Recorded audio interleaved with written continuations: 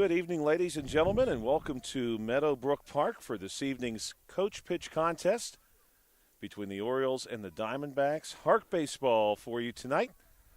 Beautiful night at Meadowbrook, just a few degrees under 60 degrees Fahrenheit to get this one started. Very slight breeze. Joshua Scully and Bill Dice here with you, and we want to start by thanking, of course, you for checking us out tonight and the South Union Township supervisors for their help in bringing this broadcast together. We had a chance to see the Diamondbacks dressed in gray earlier this week. First time seeing the Orioles. Orioles are going to bat first. They'll be treated as your guests. This one hit into the air, nearly caught in the pitching circle. And this is going to be a leadoff single for number 23, Grayson Winkler, who moves up to second base. Bill and I were just talking about the rules and some perhaps rules that have recently changed from last season. We'll share those with you momentarily. Second bat, Asher Moreland, head coach, by the way, for the Orioles. Matthew Moreland, their sponsor, is Uniontown Detailing. Bill, we saw the Diamondbacks come up short against the Red Sox Tuesday night, but the Red Sox may well be potentially the class of this coach pitch division. Yeah, Josh, they might be the team to beat. We'll have to see what the Orioles are. They're kind of the unknown right now. We haven't seen them yet, so we'll have a little better idea after tonight. But, you know, it is the first week of the season, too, so let's not get too far ahead of ourselves. That's true as well. The Red Sox did have quite a few players who we remembered from last year. This one's going to be found back. One discrepancy that we are hoping to get sorted out is the number of total pitches these batters can see. I had believed from last season the number was 7, and I believe we saw that Tuesday night. Some batters receiving upwards of 7 pitches, but the rules actually say 6. This one rolled down the third baseline, and they're going to call this a foul ball. So you can see 3 strikes or 6 pitches according to the rule book. We had thought that number was 7. This one is going to be straightened out and hit to short and flip over to third. They need the tag. This one's going to get away, and we did also read that you can pick up a base on an overthrow before the ball gets back to the pitcher. We're going to score that a single for Asher Moreland. And this is Emmett Hughes. Emmett, a right-handed bat, has a really distinctive white helmet, and he's going to cut this one back foul. Yeah, Josh, I remember Emmett from last season. He's a pretty good ball player, so watch out. And this one is going to be hit foul down the left field line. That was, like I said, he's a pretty good ball player, Josh. He gave that one a rip just a little out in front of it. Jonathan Hogan will follow him to the plate, and then Graham Moreland.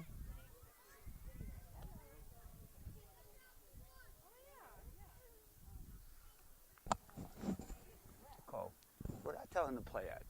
Next one downstairs. He said on that line. Look where he's at. Hughes going to hit this one to third. That's going to allow a run to score. We'll give Hughes the RBI. Nice play there on third base to stop that ball. That was a hard hit ball. Grayson Winkler picks up the run. Nobody out yet for Jonathan Hogan. The RBI. Orioles, as Bill and I expected, in an orange uniform. Diamondbacks in gray. The Red Sox wear white. The White Sox wear red. This one going to be hit into right field, and that will score another run coming around third base. So Hogan will give him the single and the RBI. And that's going to be a run scored for Asher Moreland. 2-0 now here, top 1. May 7, 2026, the 127th day of the year. We do have some South Union Township sports trivia coming up. I think Bill is really going to enjoy our question for Game 1. I think it's... I don't know. I really enjoyed them on Tuesday night, so I'm Good. looking forward to tonight's. Yeah, these questions, it's sort of a series, not unlike our Schilling and Johnson questions when the Diamondbacks took on the Red Sox. I suppose these are a bit more of a generalized nature. This one's going to be hit to third. We could see the force out here, a foot race to third base, and the runner is out, so that's a fielder's choice for Graham Moreland, who does reach first base, one down. Nice play by the third baseman there. Is that Smithley, Josh? I do believe so. That was who they had on third Tuesday, and that does look like him. This is Mikey Ostrowski. Mikey's going to bat with runners on first and second, and Caden Gamitter will follow him to the plate. This one hit back to the pitcher. Well played here. Throw to first base is in time. 1-3 on the putout. Score holds 2-0. Nice play by the pitcher there. Nice that catch was very on nice. first.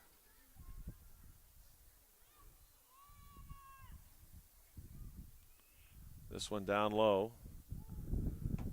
Some really incredible clouds moving through the sky here tonight. Yeah, another cool night, but dry. So we'll take that.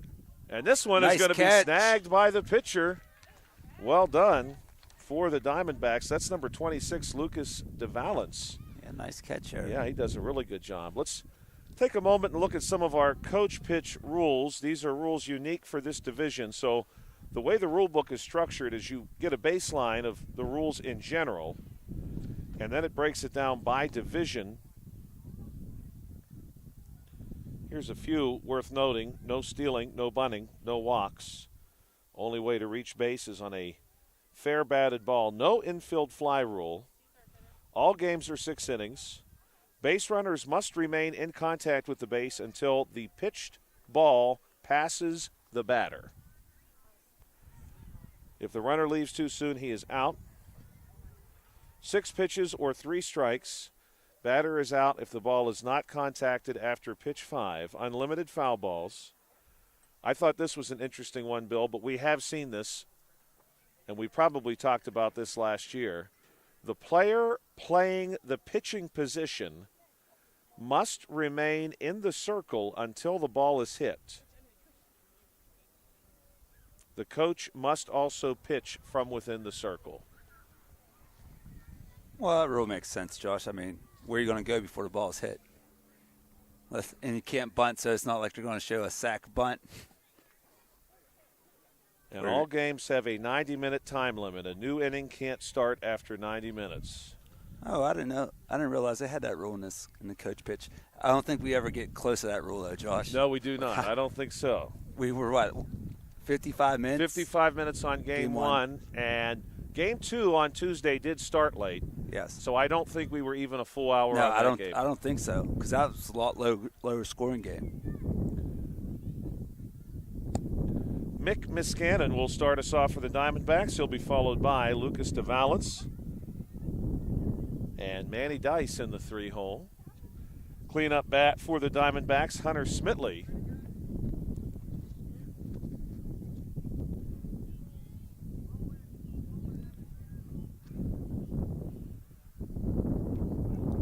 Got a little sun coming out, Josh. Yeah, a little bit. Making my view a little difficult. Some long shadows creeping in from right field. The sun is dipping behind where our broadcast is right now. This one is going to be golfed off the plate and not caught. Ball rolls to short, and Mick is on bottom 1 with a single. Well, Josh, in this short season, that was the first time Mick hasn't had an extra base hit so far this season. That's right. Let me go back and take a quick look at how he did. Yeah, Mick 4 for 4 with 3 doubles Tuesday night and a triple. This one is going to be hit right over the keystone into center. Mick easily up to second base, and Lucas DeValence is going to pick up a single. So runners on first and second base for Manny Dice. Take a look back Tuesday night at Dice's numbers. We'll see what he does with the first pitch first. This one is crushed to left. And that is a shot by Manny Dice. That one all the way down the line and will easily score a run. Nice piece of hitting there for Manny Dice. Will give him the RBI. And Mick Miscannon scores the run to make it 2-1. Good job by the outfield getting that ball in quickly. Hunter Smithley chops one to the pitcher. flip to first base is snagged. Oh, what a and play. They're going to call him out. What a play by the first baseman. 1-3 on the putout. Yeah, Josiah Jordan due up. Josh, I thought that one was getting by. I did too. Picked it right out of the dirt. Made it look easy.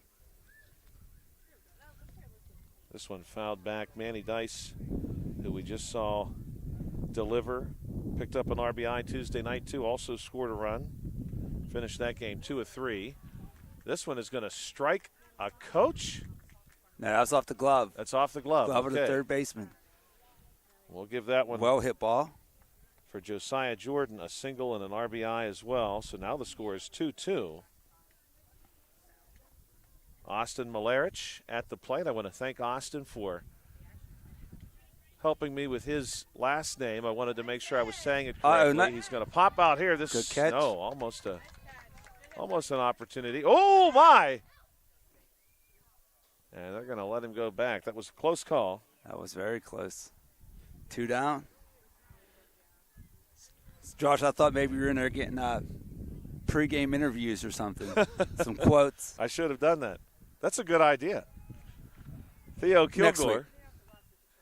This one hit on the ground. Fair ball. No. Fair foul. Did we now get a they're call? sending everybody back, so the call is apparently foul. I guess. I didn't see a determination one way or the other. Maybe I missed it.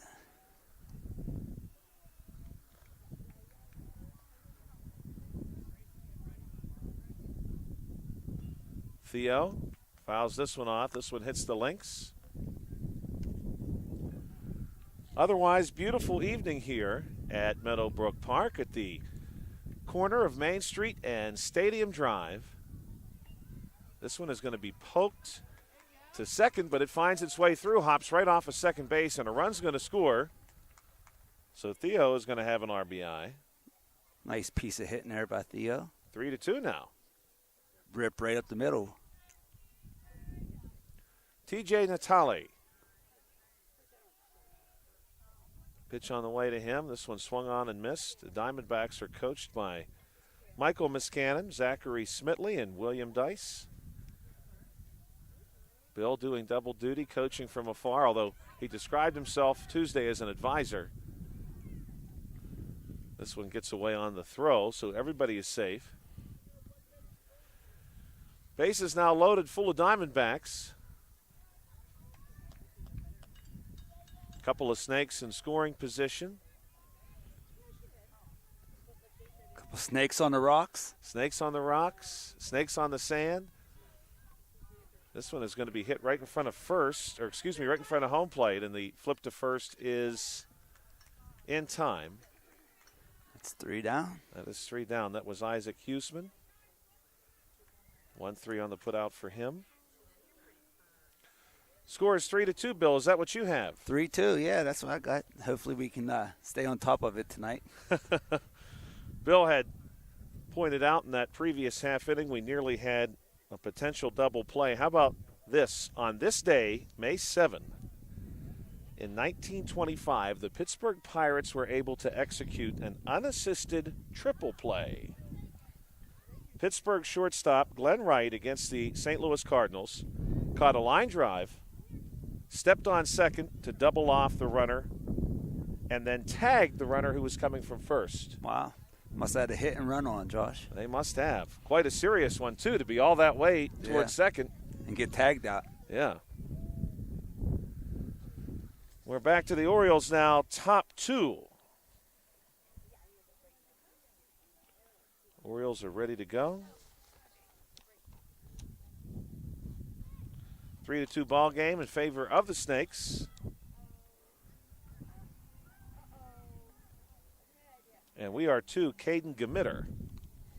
No, I think Gamitter bat last. Gamitter batted last? I think so. Oh, you're right. So this is Jackson LaPresta Cochran. And this one's going to be rolled back to the pitcher. And the flip on to first. Oh, what a little tag. collision here. What a tag. And they're going to get him on the tag indeed. 1 down. That's going to bring us to Aiden Mansberry. And then we'll need to do, after Aiden, some detective work to see if the 10th batter for the Orioles has appeared or if we're back to Winkler.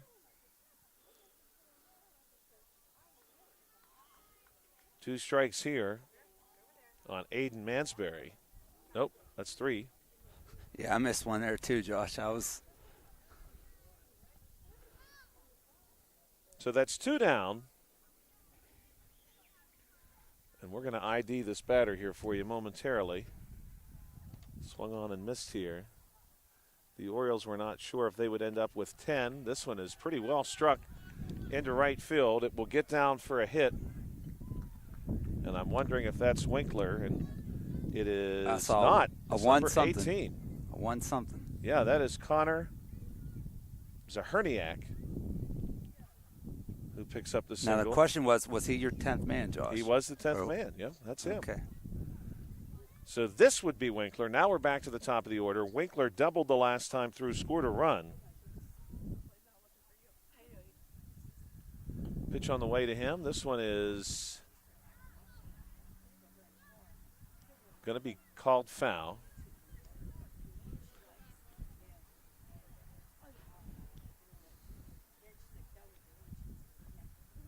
So Zaherniak will drop back to first base. This is going to be a single for Winkler. Runners on first and second.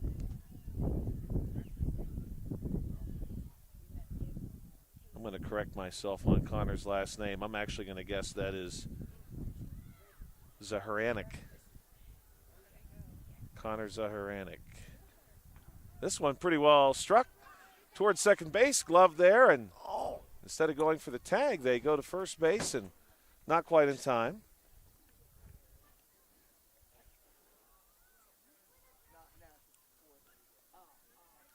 That was Asher Moreland. Bases loaded. Bases loaded indeed for Emmett Hughes. Emmett singled last time, drove in a run. Score right now is 3-2. The Orioles, though, have done some damage with 2 outs. Hughes will look at the first pitch. Second one coming. This one is well struck if it's fair, and it is not. That ball, Bill, probably had one of the better exit velocities that we've seen tonight. Absolutely. That might be the best we've seen all season so far. Bases loaded, 2 down. This one is also foul. I almost took out the third base coach. That was very close, yeah. There's been a lot of action down the left field line tonight. Down the hot corner.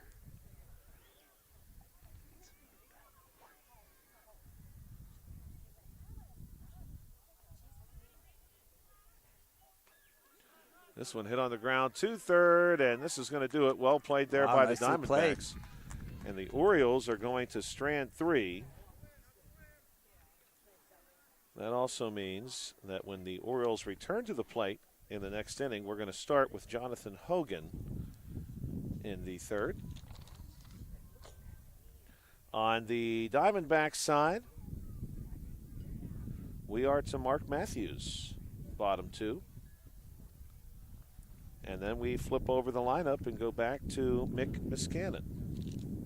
D-backs got to have some lefties coming up here, Josh. Yeah, they did. This was the team that had all the left-handed bats. Yeah, I think they had incredible. 4 in their lineup. 10. That's incredible. Coach Miscannon must only draft left-handers, left-handed batters. Today in baseball history, May the 7th, 1940. I thought this was incredible as the Diamondbacks send Mark Matthews to the plate. May the 7th, 1940 was the first time a Major League Baseball club flew. May 7, 1940, the Brooklyn Dodgers flew from a game in Chicago to a game in St. Louis. They were the first team to fly from one baseball game to another. What team was that, Josh? That was the Brooklyn Dodgers. Okay. That's not a very long flight. No, I would think not. I wonder, though, in that era, if it were significantly longer, perhaps. Yeah, probably. But I'm thinking even the drive's not that long for that to be the first flight. Right, you have to think maybe if they were delayed in Chicago and needed to get from point A to point B especially quickly. Matthews down to 1 strike here. 3-2 your score after 1 1/2 innings, and Matthews is going to be down on strikes. And that's going to take us to Mick Miscannon. So Mick on the season right now is 5 of 5, 3 doubles and a triple. This one is potentially another single, and Mick is going to beat that by about 2 steps. We'll give him the single there. Pretty good start of the season for him, Josh. 2 singles, 3 doubles, and a triple. Maybe we'll see the home run today. Are they saying he was out, Bill? Huh? There's no way. I would certainly think there was no way. This is Lucas DeValance batting. I don't see Mick. Yeah, I'm very unsure what happened there, Josh. Did he throw the bat or something? I wonder. Right, did he break a rule? Was there a violation? Yes, because there's no way he was out. I'm going to write that he's out, ? Not sure why. Here's a good hit. This is number 8. Foul? No, foul ball. Oh, under the fence. It went under the fence. Manny trying to repeat the hit he just had. First time through, Manny singled, picked up an RBI on the season. He's 3 of 4, looking to go 4 or 5. This one finds its way through, and it gets to nearly the fence, and they're going to send DeValance. Manny's got himself another single. DeValance gets down to third base without too much difficulty, and now with 2 down, runners on the corners for Hunter Smitley. Hunter hitting to a 1-3 putout.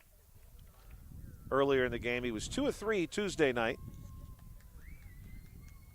Diamondbacks lost a high-scoring game to the Red Sox.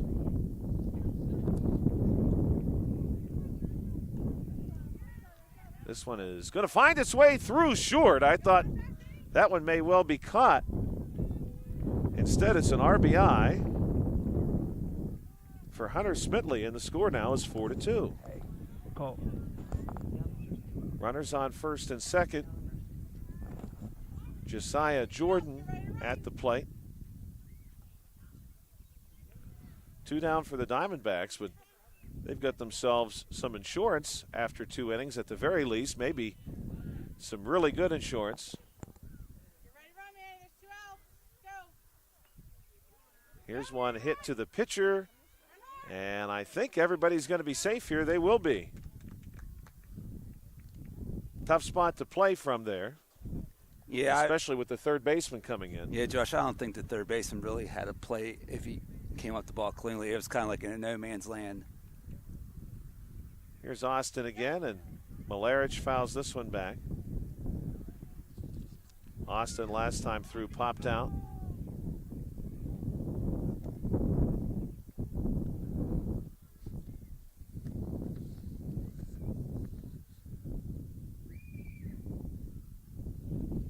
Austin is down on strikes, and that's going to bring this one to a conclusion. The next time we see the Diamondbacks in the third, it's going to be Theo Kilgore, 4-2. So we're going to tee up here our South Union Township Sports Network trivia question for Game 1. And obviously, Bill and I not getting any younger. Bill's a few years older than me. A couple years on you.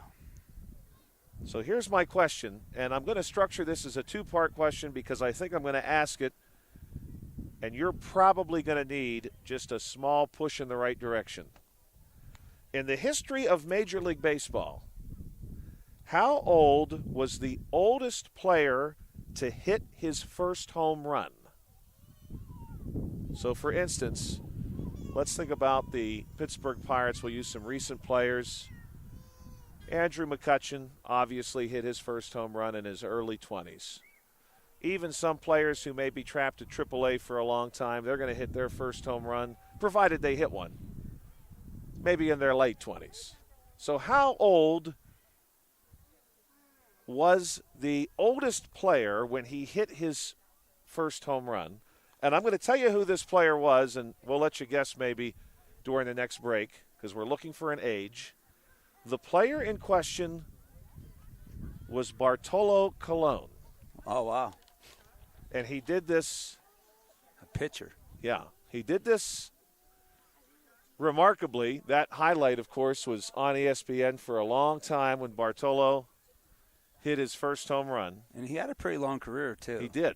Jonathan Hogan at the plate for the Orioles. And Hogan's going to lift one towards short. This could be trouble. Dice is going to throw on. Good-looking throw, but Hogan is in time with the single. Graham Moreland coming to the plate. Bartolo started his career with the Cleveland Indians. Actually spent a short time with the Montreal Expos, and then, of course, he was an Angel for a long time. This one well struck into left field by Graham Moreland. That one has got some legs on it. It gets all the way to the fence. Moreland's around second base with a full head of steam, and now he's trapped between bases. A little dance, and he's going to go for third, and he's out. We're going to give Moreland the double and the RBI. Score right now 4-3 in favor of the Snakes. Nobody on now. One out. Mikey Ostrowski at the plate.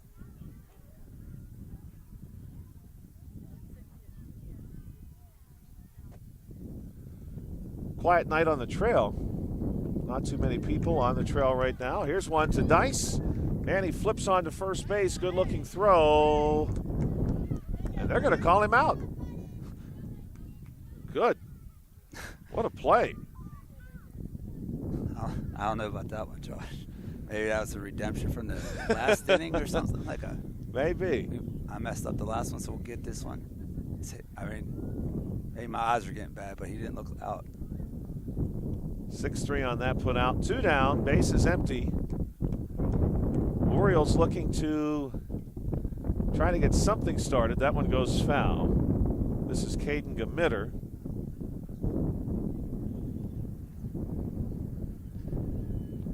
Again, our trivia question tonight for Game 1.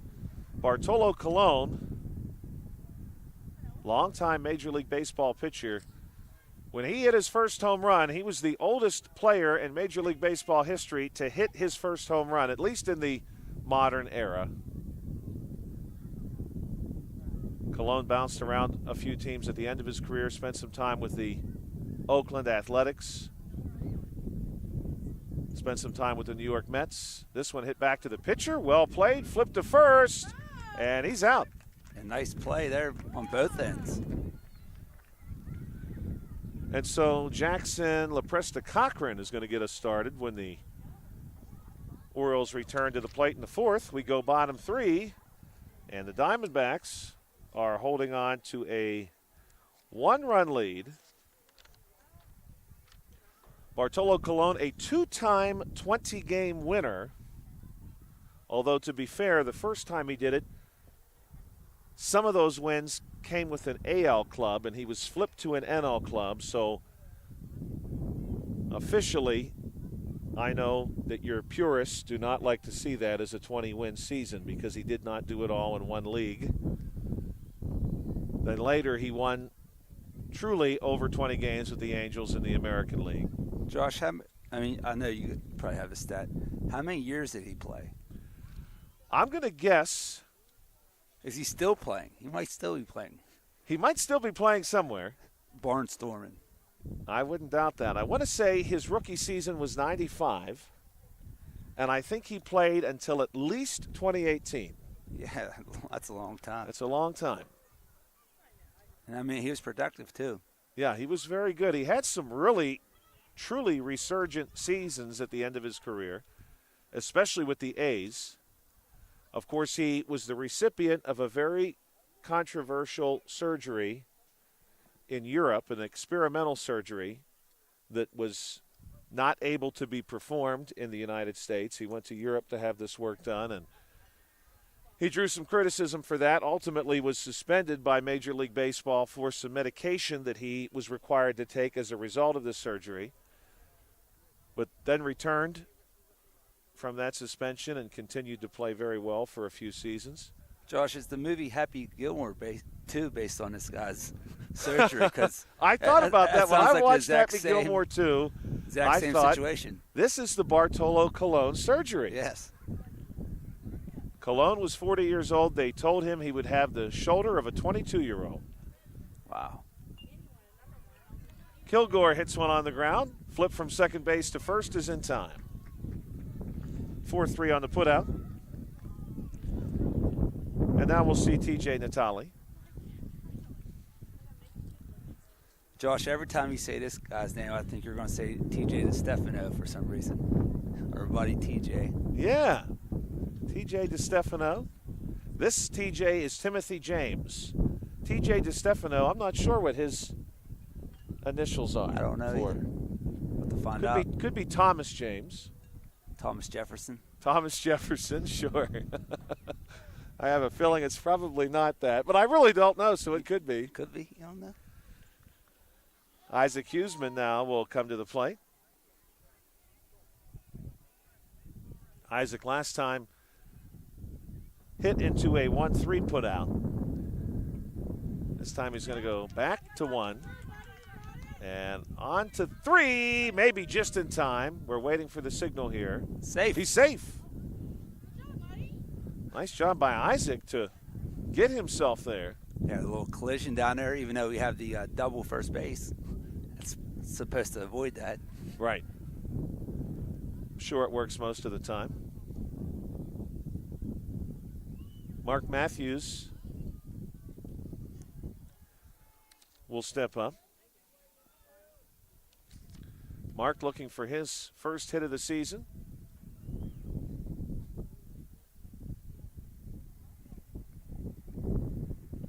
He's down to 1 strike here.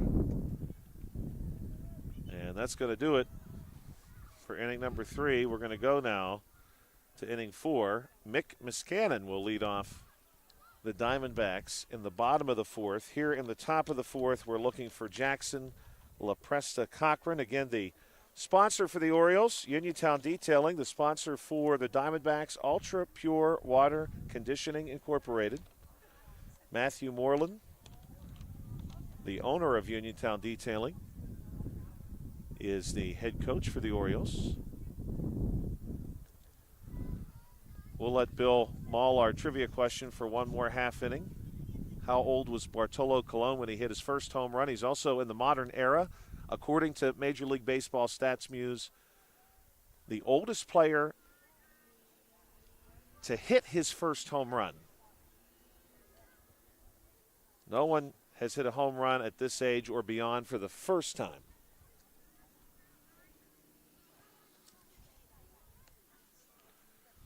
We also shared earlier unassisted triple play on this date by the Pittsburgh Pirates against the St. Louis Cardinals today in 1925.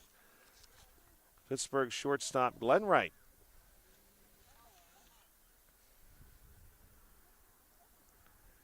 Jackson LaPresta Cochran hit into a 1-3 putout last time through. That 1-3 putout has really proved popular tonight. This one's going to go to first. Could be a tricky play, and just in time is the recovery here for the Diamondbacks to get LaPresta Cochran. Number 34, Mick Miscannon, finds that one and applies the tag. Yeah, Josh, you're right. That 1-3 putout, that's probably been our most popular play tonight. Oh, I think so for sure. There have been, let's see, 1, 2, 3, 4, 5 1-3 putouts tonight. Aiden Mansberry at the plate. Aiden was a strikeout victim last time. It looks like he's unfortunately going to have 1 strike left.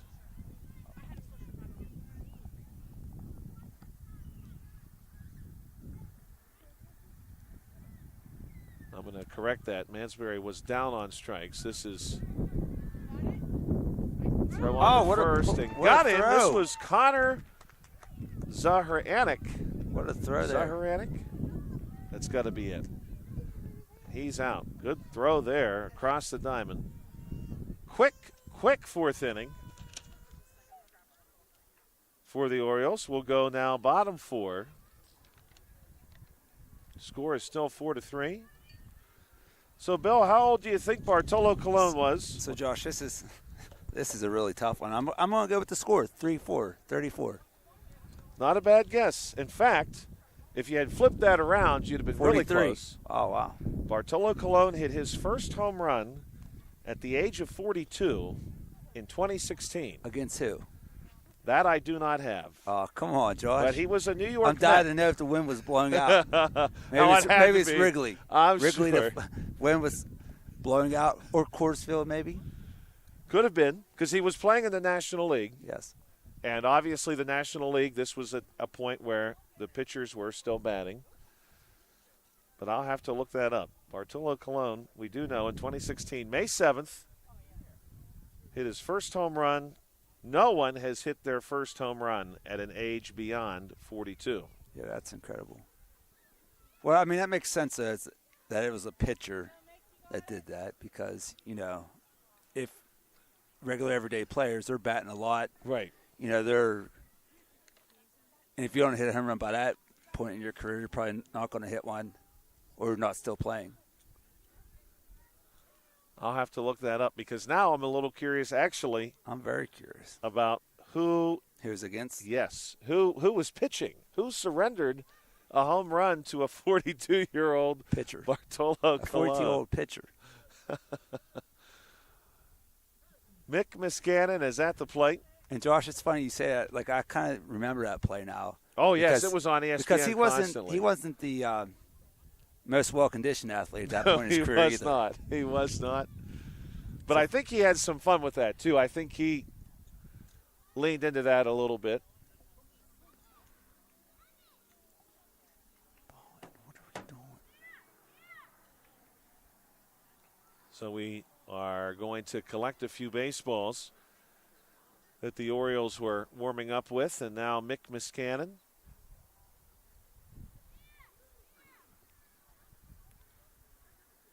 Miscannon, as Bill had pointed out, Tuesday night, switch hitter.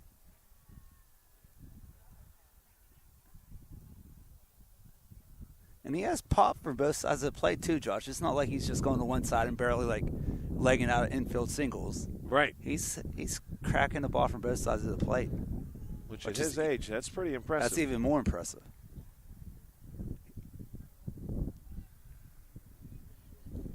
Heck, I think it was impressive if he was slapping singles. Here's one. Right to us. Here in right field, and Mick wants two this time. The throw is going to be close, but they do have to tag him, and they did not. A little closer play, Bill, than I was expecting. Nice job by the outfielder right here in front of us. Get that ball in quick and a good throw at that. If it was a force out, he would have been out.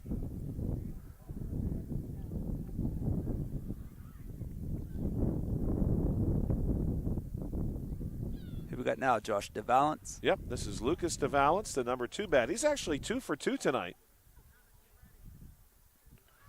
With a runner in scoring position. This one's going to be knocked down, but DeValance now goes 3 of 3. Good night for Lucas, that's for sure. Mick moves over to third base, nobody out. Manny Dice is 2 of 2. Has got an RBI. Had an RBI as well Tuesday night. Also came around to score a run in that game. First one's a foul. Manny is going to lift this one toward right, and it will be caught there.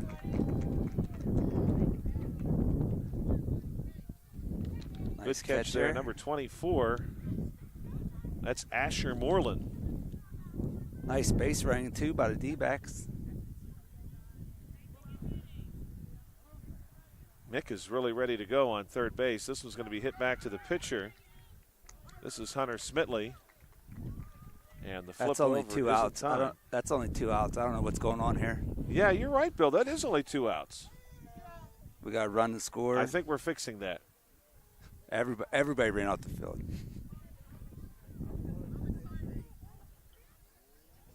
We got a runner on second base, right? Yeah, runner on second base. A run did score. Where did the Mick runner scored. from second base go? The runner from second base disappeared. Oh, there he goes. Okay. We're getting it sorted out. So Smitley gets the RBI on the ground out. 2 down. 2 outs, 5-3, bottom 4. Good competitive game here tonight, Josh. Yeah, this has been a good game. Here's a good piece of hitting that finds its way through into left field. Josiah Jordan will have himself a single. Austin Malerich. Austin's looking for his first hit tonight. He did have a 2 RBI single Tuesday night. But he is down on strikes here, and your score is 5-3 after 4. The next time the Snakes come to the plate, it'll be Theo Kilgore in the 5th. We're scheduled to play 6. We go now top 5. Orioles will return to the plate. Couple of birthdays to acknowledge from the South Union Township Sports Network. Happy birthday to former Major League Baseball first baseman James Loney, born today in 1984. Also, happy birthday to former Pittsburgh Pirate Mark Smith, born today in 1970. Smith had a really good season as part of the Freak Show year in 1997. Strong batting average that season, 9 home runs. Played for the Pirates in 97-98. Later on, he spent some time in Montreal and in Milwaukee. Historical birthday as well today. Today is the birthday of famous American actor and performer Gary Cooper, born today in 1901. Of course, Gary passed several decades ago. Also today in 1718, this is a cool one, Bill. Today in 1718, the city of New Orleans, Louisiana was founded. Wow, going way back. Yeah. 1718, huh? 1718. Wow.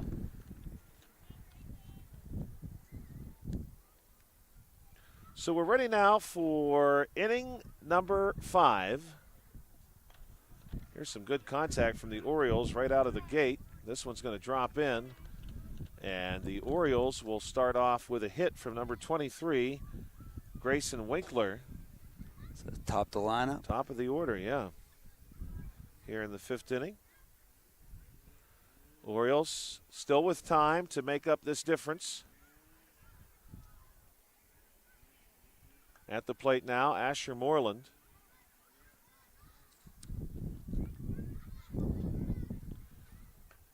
This one is going to be straightened out towards short. Throw is just a moment late. And on the miscue, lead runner, that's Winkler. He's going to move up to third. So now, runners on the corners for the Orioles. We've got an Oriole on the branch. Emmett Hughes at the plate. Here's one hit hard on the ground to third, and a long flip to second is not in time, and Winkler is going to score. Hughes drives in the run. We'll give Emmett the RBI. And right now, Bill, your score is 5-4. 5-4, no outs. D-backs need to find out somewhere. Jonathan Hogan hits this one foul behind the links. Jonathan's done a nice job at the plate tonight, Josh. Yes, he has. He's been very busy. Got things started for the Orioles really in the 1st inning. This time, though, he's going to ground out. Moves the runners along.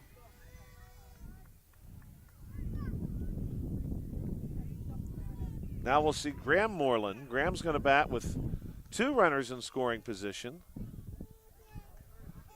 This one is going to be hit toward third, and the long throw to first is off the mark, and that ties the game at 5. Moreland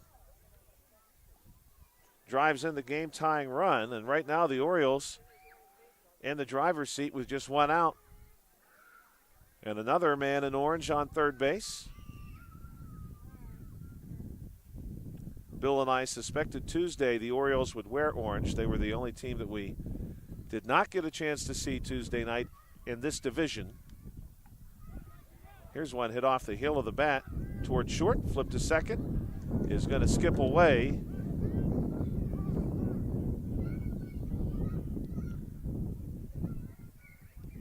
That was Mikey Ostrowski. Another run will score, so now the Orioles are ahead 6-5. 6-5, 3 runs this inning. Of course, we got the 5-run limit. Right. Still in effect this inning, still in effect in the 5th. And there is a limit, Bill. Here's something good for us to know for the future. Not that we'll anticipate seeing this too often, but there is a limit for the 6th inning, too. This one hit foul. You're only allowed to go through your order 2 times. Oh, interesting.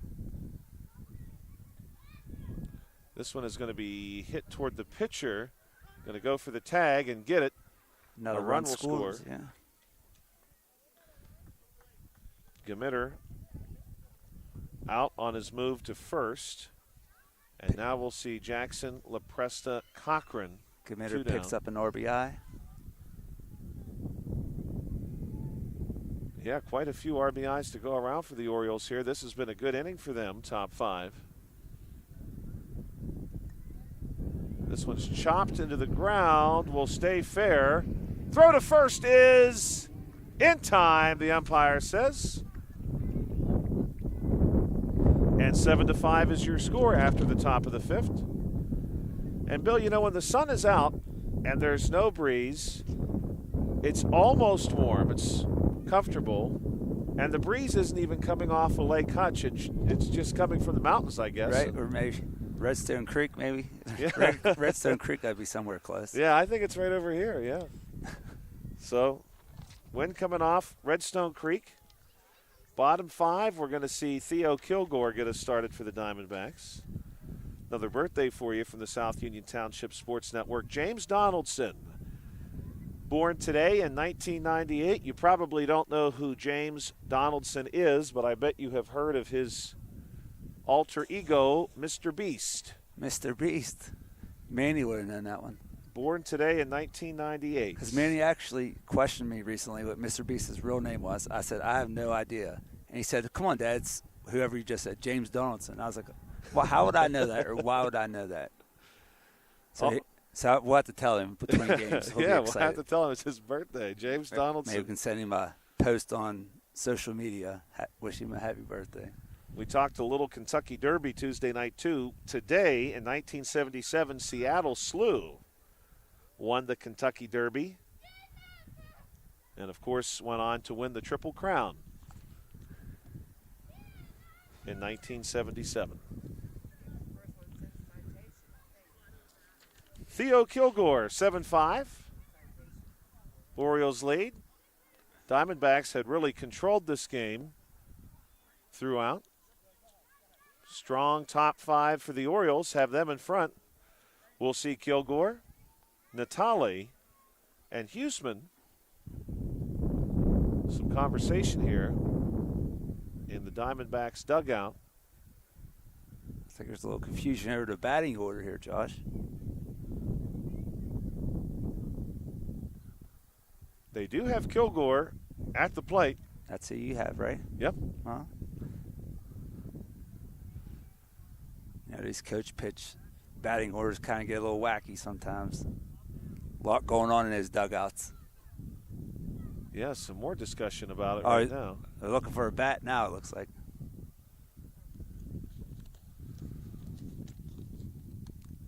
Did a little research on the Baltimore Orioles. Of course, the Baltimore Orioles are the namesake of these Orioles.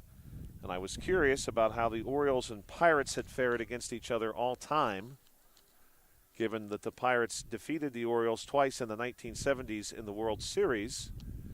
The Orioles do hold the all-time advantage, postseason included, against the Pirates.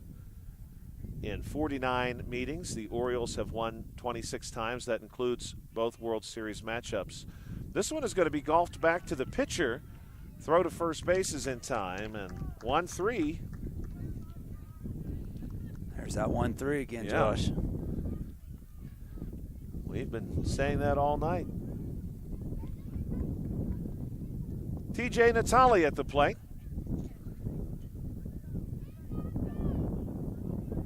TJ is the number 8 bat. TJ rolls one to the pitcher. Throw to first base is in time. 1-3. Nice jumping catch there by the first baseman, Josh. Yeah, he sort of looked like James Loney on first base. First baseman in this game for the Orioles, number 32. That's Graham Moreland. He's done a good job at the plate as well. And Isaac Houston is going to roll this one to the pitcher. My goodness. The trifecta. My goodness, indeed. That's another 1-3 put out. So in the 6th, it's going to be Mark Matthews who gets us started for the Diamondbacks.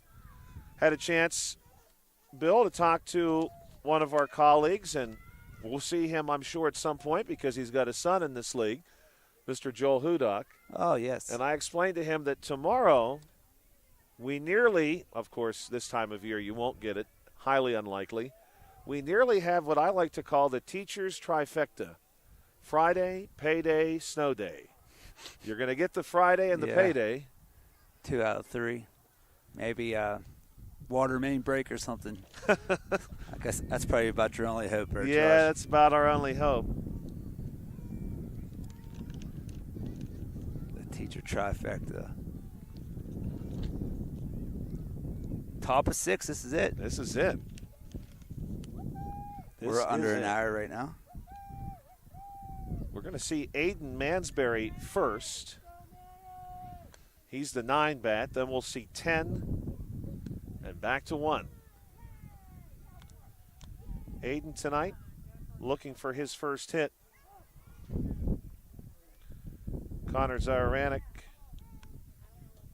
he's got a hit tonight. The wind has kicked up enough to blow my rule book onto the ground. Umpire here talking to the coaches.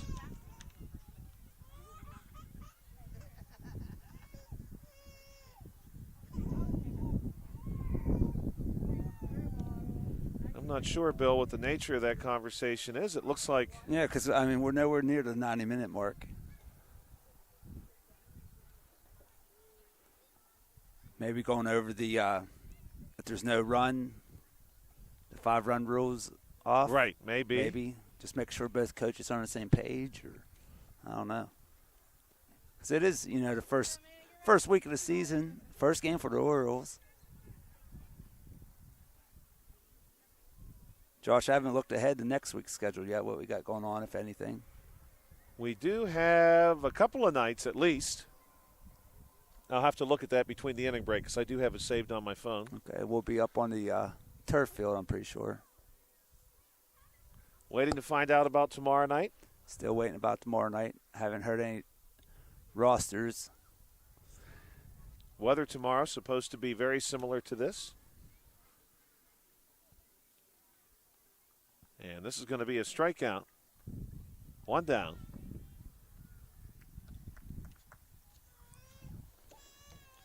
Really, Bill, the Diamondbacks, if nothing else, you just don't want any further damage. Yeah, where they at? 10 batter next thing, Josh? They lead off with the 10. Yeah, so they want to keep it here at 2 runs. Try to walk it off in the bottom of the 6th. This That's one a is nice gonna hit. be well hit into left field. And that was Connor. Connor's made some good contact tonight. He's going to go for 2 and try to put himself right in the scoring position. And he gets there. So now we'll see Grayson Winkler. Grayson tonight, 3 of 3. He's got a double, scored a couple of runs. has a chance to pick up an RBI here potentially. He'll be followed by Asher Moreland. First one's a strike. May the 7th, a couple of days removed from Cinco de Mayo. This one's hit on the ground to second. Flow back to the pitcher, and we've got runners on the corners. Winkler, 4 of 4.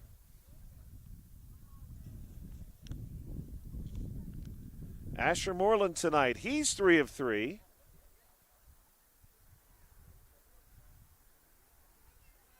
He'll be followed by Emmett Hughes. Emmett has also been pretty good tonight. Tough part of the Orioles lineup. Asher stays alive, fouls this one off. Now he's going to try to straighten this one out. Foul ball caught in the dugout. Always a high-pressure situation, Bill, when you got a runner on third in scoring position and you've got the same last name as the coach. Yes. Probably high leverage. On both ends, Josh. I believe that's pitch 5, right? That's pitch 5. Here's 6. That's going to do it either way. Now they got 2 down, Josh. Now, if you recall, last part of the inning, the Orioles did all their damage with 2 outs. That is true, and this is Emmett Hughes, who's 2 of 3 tonight and has already driven in 2 RBI. Hughes got the brush back on that first pitch. This one is smashed but foul. It's over the fence. That one was heading toward the trail. I've yet to see someone come by tonight on the trail. There That goes may have 2 been there. the first person. Not as many. It's cold out here, Josh. This one is smoked to left That's field. what get by everybody. And that one's fair. That's going to score 1. That and might the be ball all. is just now recovered, possibly 2. They're going to wave home the next runner. This is number 23, Winkler. They're going to wave home everybody, Bill. And that is going to be a home run. Inside the Parker. Wow. 3 runs. What a shot, Emmett Hughes. A 3-run shot.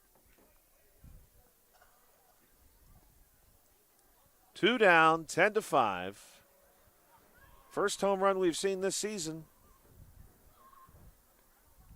That ball was smoked.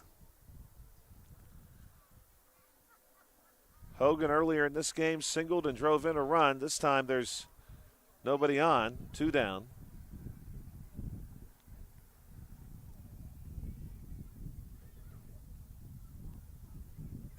This one hit on the ground, and it finds its way through into center field. And Hogan might be thinking, too, he's going to round first. Throw is on time. They got to get the tag, and they do, but the ball is dropped. And Hogan's going to keep on moving. Hogan is now going to round third base, and Hogan there will hold. And I do think on the overthrow, Bill, at third you have to hold.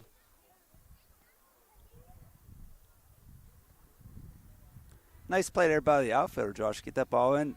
They had him Yeah, it at was a second. good throw, Had him yeah. at second, just dropped the ball.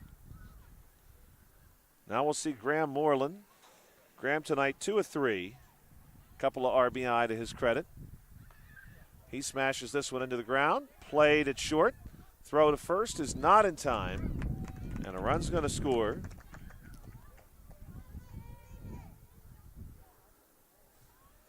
(11-5).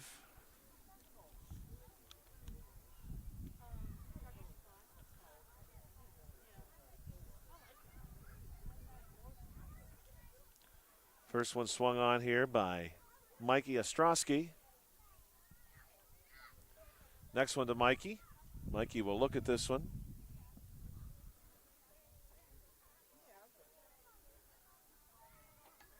This one's hit off lower part of the bat, but it gets to center field. Mikey is now 2 of 4 tonight. And the runner has to hold here at third, despite the fact the ball has rolled into foul territory. Caden Gamitter will step up. Caden looking for his first hit of the night. I believe he has a couple RBIs there, Josh, on those outs, right? I think so, yeah. Let's see. At least one. At least one his last time through, actually. I think he's got a couple.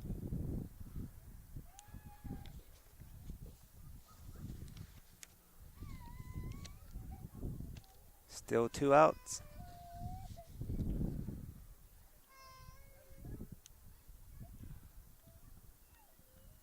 This one hits the plate. Committer going to pop this one up, and it's caught. Oh, there you go. And that's going to do it. So the Diamondbacks, they will have all the time in the world, but they will also need 6 runs to tie, 7 runs to win. We'd like to thank our sponsors tonight, as always. Could not have done it without them. Thank you for checking us out here on the South Union Township Sports Network. Thank you, Uniontown Detailing and Ultra Pure Water Conditioning Incorporated, for sponsoring these 2 teams, the Diamondbacks and the Orioles. Oh, we wanted to look and see for sure. Now, we had mentioned tomorrow as a possibility.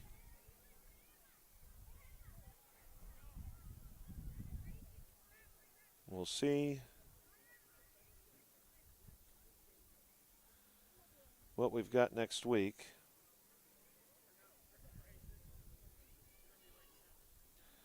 And Bill, for next week, I am showing Wednesday evening, the 13th. Yes, that would be you and our buddy Carl. Yeah, 5:45, 7:45.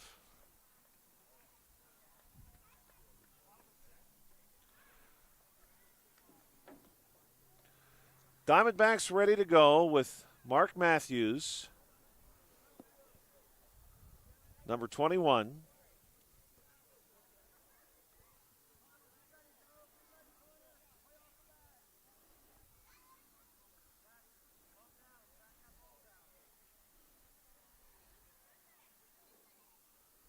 Double checking the lineup, perhaps.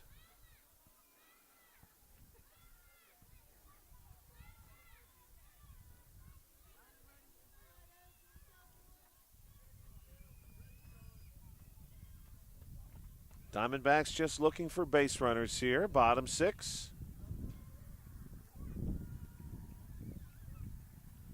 This one is hit foul.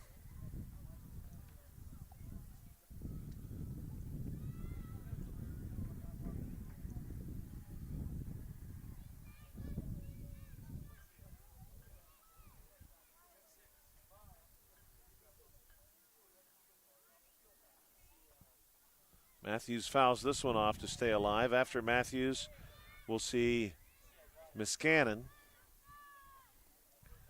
DeValance, and Dice. Top half of this Diamondbacks lineup has been good tonight.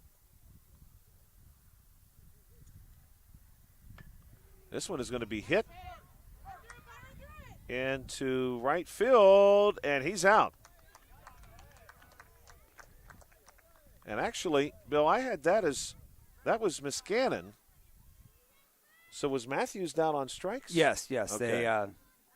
He must have just missed the previous. This one's going to be hit towards short. DeValance will be safe here. So Miscannon, fly out. And DeValance with a single. Now we'll see Manny Dice tonight. He's 2 for 3. Dice going to give this one a ride to short, but it's caught there. And that's going to do it for game number 1 of a doubleheader tonight. 11-5, your final score. Bill, coming up at 7:15, we have, I can't decide if I want to call it the Laundry Classic or the Hamper Classic, the Red Sox and the White Sox. Battle of the Sox. Yeah, the Battle of the Sox. 11-5, your final score. The Orioles picking up the win.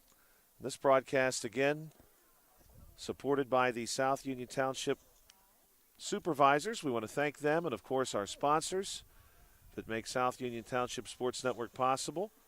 And we want to thank you, our viewers, for checking us out. Bill, good game, another high-scoring game. This one, 16 total runs. The Diamondbacks were in a high-scoring game Tuesday night, too. There were, I believe, 20 total runs scored in that one. So a couple of high-scoring contests. Well-played game by both teams. You know, first week of the season, you know, they look really good for the first week of the season, Josh.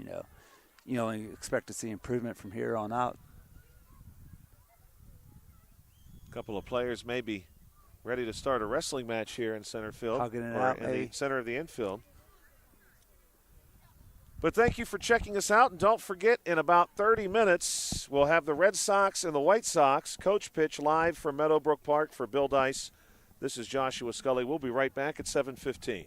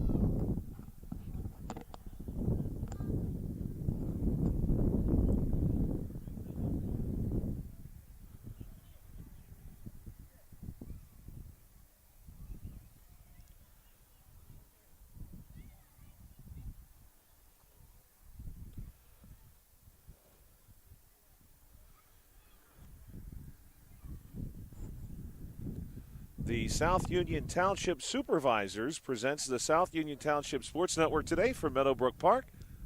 It is HARC Coach Pitch tonight. What we're going to call the Hamper Classic, the Laundry Classic, the Red Sox and White Sox. Joshua Scully alongside Bill Dice. South Union Township Sports Network coverage is a joint cooperative venture with Township Supervisors Bob Schiffbauer, Rick Vernon, and Jason Scott, along with Armstrong and Breezeline Cable and our friends at CUTV, including Gary Smith. Bill, we've had a chance to see both of these teams previously, and the Red Sox are going to be treated as our guest. But we certainly think the White Sox struck us as a competitive team, and we've got some PA work here tonight as well. A walk-up music action. We'll Red Sox, yeah. Pretty cool. I kind of remember that from last season, too. Yes. Who's this, D-Has? This is D-Has, number one. He probably had a defensive play of the game on Tuesday out of both games, catching center field. Yeah, that was impressive. He was very good. He's going to start us off with a roller toward third, and he'll easily leg this out. Each batter, according to the rule book, will see 6 pitches or 3 strikes. You can take one base on an overthrow. You can't advance after the ball gets back to the pitcher. Red Sox under the direction of Kenneth Rydell. He's assisted by Corey Nesser and Corey Dehas. Bowers Electrical, your sponsor. And this is Caleb Bowers. Caleb's going to hit one right toward us, and it drops in between first and second. That's going to allow Nolan to move up.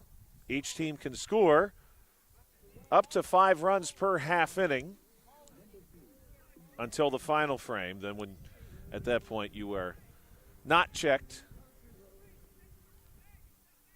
Elijah Nesser at the plate. Nesser's going to hit one up and out of play. We saw the Diamondbacks earlier today, and the Orioles battle back and forth. We're going to find out soon if we'll be back with you tomorrow for some softball action. This one caught by the second baseman. We will be back with you next Wednesday. Midget League. Ami Heineck at the plate. Heineck going to hit this one right to first, and this is a double play. Wow, nice play there by the first baseman. Unassisted double play. How about that? I guess he caught that, Josh, in the air? He did. He caught it. Oh, nice. Yeah. Caught it, stepped on the bag, and 2 outs just like that. Red Sox and White Sox. What a long, historic rivalry from an era in which teams were often defined, Bill, by the color of their uniform. The Cincinnati Reds, their name came the same way. Red Stockings, White Stockings, they have played nearly 2,000 games. Yeah, that's what I was wondering. I was wondering how many total games they've had. Incredible. They have played 1,968 times as of today. The Boston Red Sox, Chicago White Sox. Boston has won 1,005 of those contests. Chicago has won 963. The Chicago White Sox were actually originally the Sioux City Cornhuskers, Sioux City, Iowa. They were purchased and relocated to St. Paul and became the St. Paul Saints in 1893. And then they were moved from St. Paul to Chicago, where they became the White Stockings. Just had a little visitor here, Josh. Curious young guy. Checking us out. Yeah, maybe. Well, Bill, I got to tell you this. Future intern, maybe. I got to tell you this because you'll get a kick out of this. I should have told you this as soon as I came back because it was one of those things that I thought, man, if Bill were here, he'd be getting a kick out of this. As I'm talking to the teams for their lineups, and the White Sox, who wear red, are getting ready to come to the plate. Rowan Steiner will start us off. Their sponsor is Omega Building Company. Everybody was saying, hey, we're on TV again. We're going to be on TV again. Hurry up and get the lineup. We're going to be on TV again. Brian Gaudiano, the head coach, Michael Steiner, and Justin Sencher, the assistants. Yeah, they always get excited when we're here, Josh. That's always a good feeling. Yeah. What I really liked last year is we had a coach last year tell us he worked the night shift. So he would coach and then go home and leave for work. And he said he would listen to the broadcast on his way to work. And he said that really made the drive very enjoyable for him. I suppose he had a bit of a drive to get to his workplace.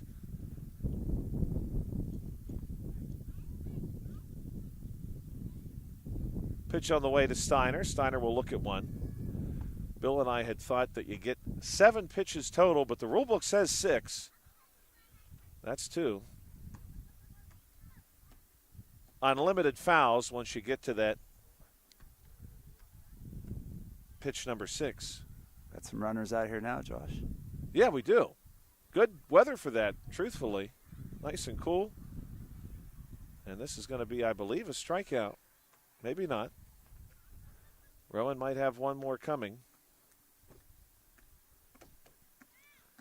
Red Sox victorious against the Diamondbacks Tuesday night in a high-scoring game. 20 total runs plated in that one.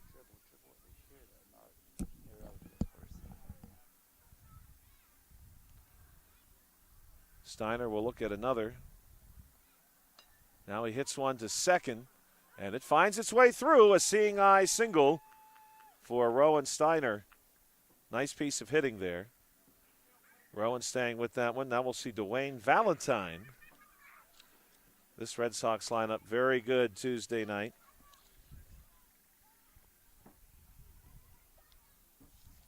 Or excuse me, the White Sox lineup very good. My apologies.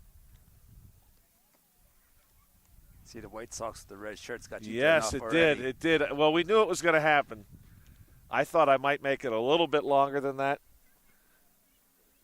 The Red Sox wear white and the White Sox wear red. This is going to be a strikeout. Yeah, like I said, pregame, you're going to have to make sure I got the score right. Because I could very easily have it twisted backwards, flipped around. It's not quite as bad as last year where we had the 2 teams in red jerseys. So. Yes. But this Colton is close. Shimshot. This is close. Was that the Rangers and Phillies? I think it was Cardinals and Red Sox, I think. Okay. I believe. Single here for Colton Shimshot. We were excited that there is a team in HARC this year, the Expos. Great to see that. Elijah Baratti at the plate for the White Sox now. And this is going to be a strikeout. 2 down. That'll bring to the plate Elliott Workman.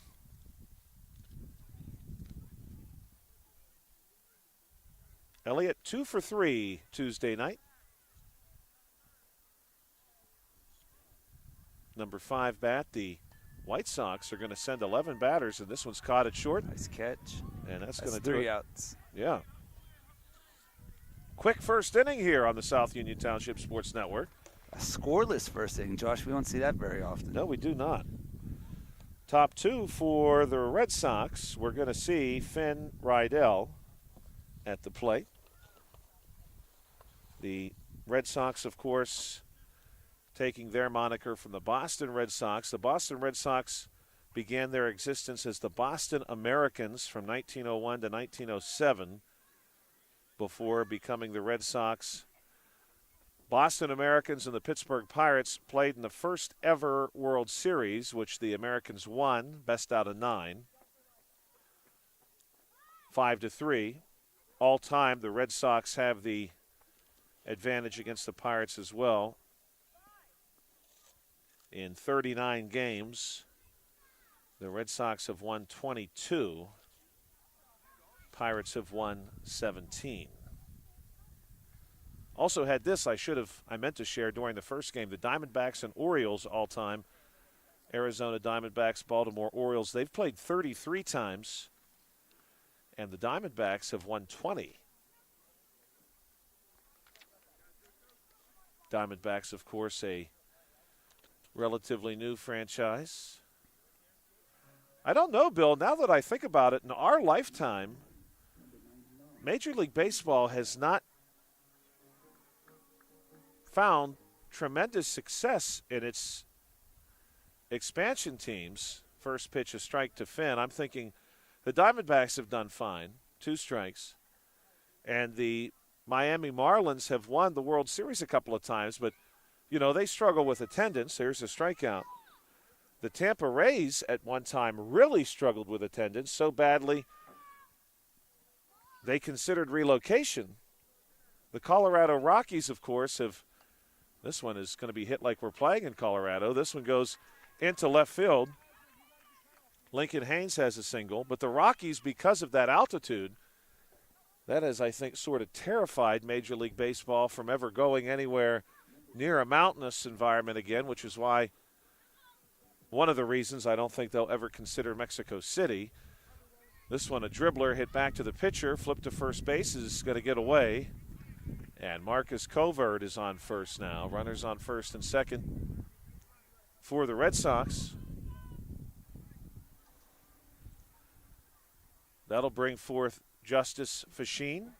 Fasheen, as Bill pointed out Tuesday, someone we saw get a call-up last year and do quite well.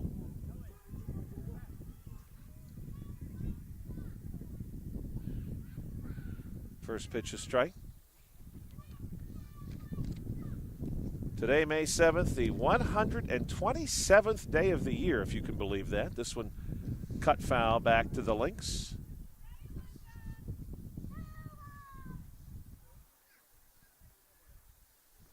Hard to believe in 2026 we're on day 127. This one is going to be well hit, but foul.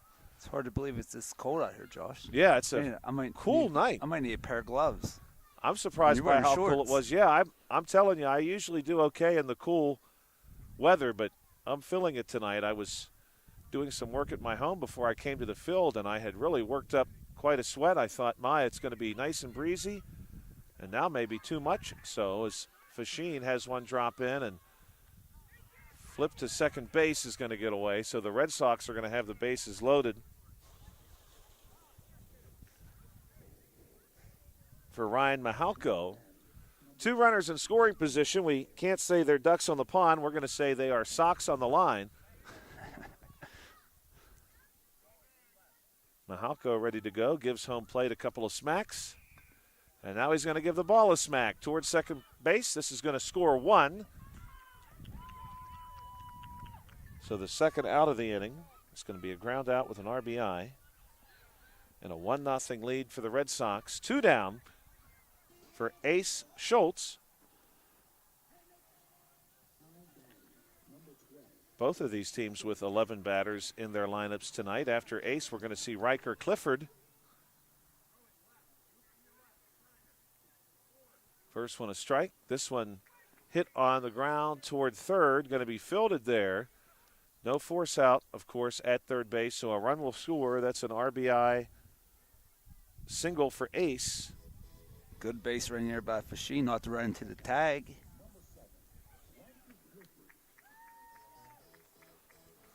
Riker Clifford.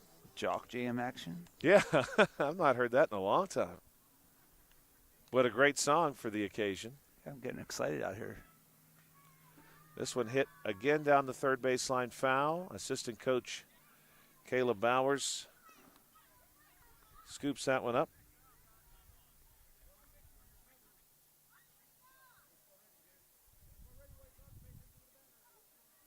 Brent Bowers, rather. His son is Caleb. This one hit foul.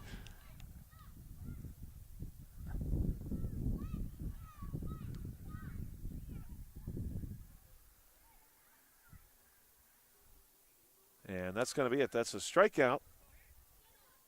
2 runs score in the top of the second. We'll see the White Sox come up now, bottom 2.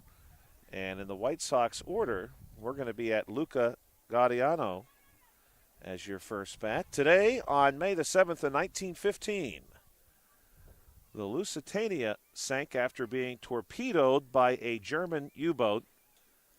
1,199 people died in that tragedy, including 128 Americans. Also in the year 2000, on May the 7th, Vladimir Putin became the president of Russia. Now, he has not held that office consistently since that time, but more often than not, he's been the president over the last 26 years. I think Dmitry Medvedev served a term.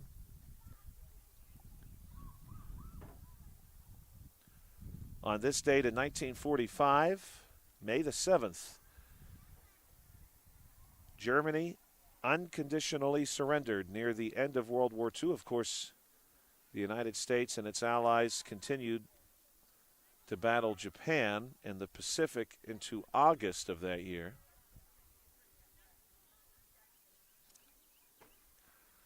And I just finished teaching a module in 8th grade about the Vietnam War. On this date in 1984, a $180 million settlement was reached to help veterans who had been affected by Agent Orange while in Vietnam. Here's one rolled back to the pitcher by Luca. Flip on to first base is in time. 1-3 on the putout. We saw quite a few 1-3 putouts in the first game. Declan Abraham due up. He'll be followed by Preston Kovacs and Jamison Parker. Declan, left-handed bat. He's going to hit one towards second. Flip to first base is in time. 4-3.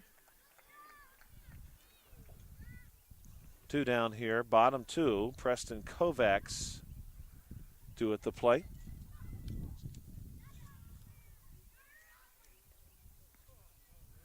Coming up soon, your South Union Township Sports Trivia question, which is this time definitely a series of questions. We'll see how Bill does across a series of questions on a roughly similar topic for each question.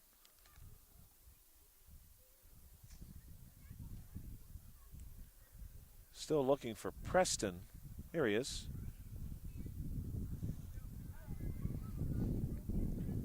Kovacs, the number 8 bat, right-handed bat, going to position himself and make some contact right away. And this one is going to sneak through.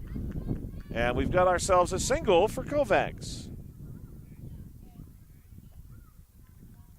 Jamison Parker will now come to the plate. Parker wears number 20 for the White Sox. And in case you are just joining us, we are not wrong. The White Sox wear red, and the Red Sox wear white. White and red, I suppose. This one hit on the ground toward third. Scoop there. Long throw to first base is not in time. Back-to-back singles. Asher Baratti will be due up. Following him, Aiden Simpson.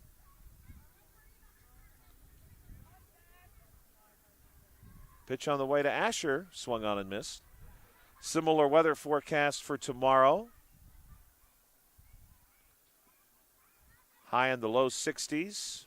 Mostly sunny.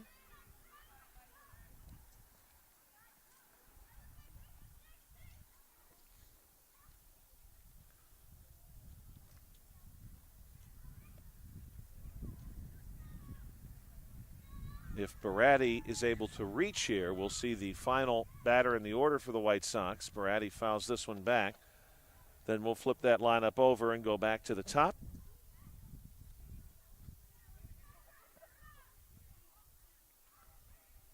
And this is going to be a strikeout.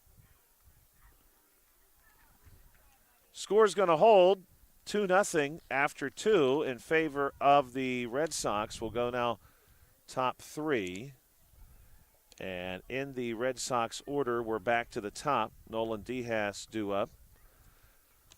Couple birthdays from the South Union Township Sports Network. Today in 1968,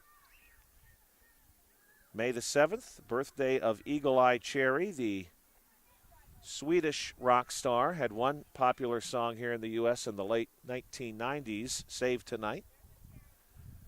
You may be familiar with that tune. Also a historical birthday today, May the 7th, 1965, the birthday of Owen Hart, Canadian-American wrestler who of course, passed away a few decades ago.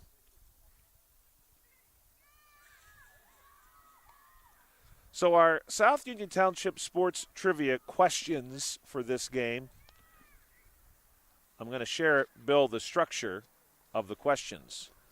I'm going to name 2 events that can happen in baseball. You tell me which has happened more often in the history of Major League Baseball. So I might say a single and a home run, and of course the answer would be a single because more singles are hit over the course of the game than home runs. But of course, none of these events are going to be that common.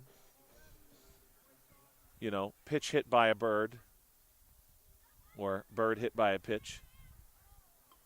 This one hit on the ground to third and easily in at first base is going to be Nolan Diaz.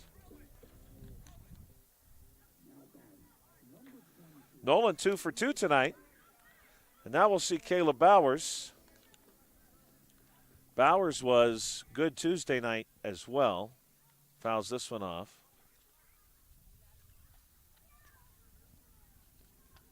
One team we're not going to get to see tonight are the Pirates. Caleb hits this one right to second. Pop out. One down. White Sox keeping themselves in this one. They trail by only 2. This one is going to be hit to short, and it's caught at short. Nesser. Another pop out. Quick moving game here.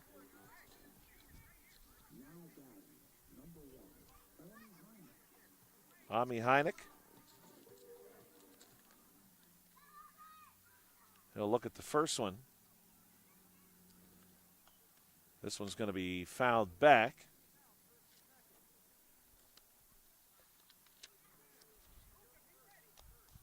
And this one's straightened out to second. Well played. One for the tag. Going to flip over to first base, but they will not get him. Ami, who hit into a double play first time through, able to reach this time with a single. And runners on first and second for the Red Sox.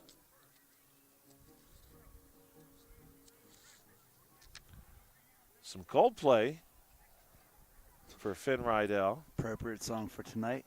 Yes. Definitely. It's incredible how in a few months it'll be 95 degrees out here. And this one is going to sneak by into center field. And a run's going to score. So we'll give Finn 2 runs. 2 runs will score. Yeah, wow. 2 RBI single. 4-0. Good base runner. Lincoln Haynes coming to the plate. Lincoln 1 for 1 tonight. And this one's going to be hit right to first base. Easily handled there. And that's going to retire the side. That means our next batter in the 4th for the Red Sox will be Justice Fasheen. Okay, so we're going to start off our South Union Township Sports Trivia. I've got these ones on my phone. We're going to give Bill 2 events that can happen in baseball. He's going to tell us in the history of Major League Baseball, and this is going about as far back as you can go, which has happened more often. So here's the first 2. We've got several of these.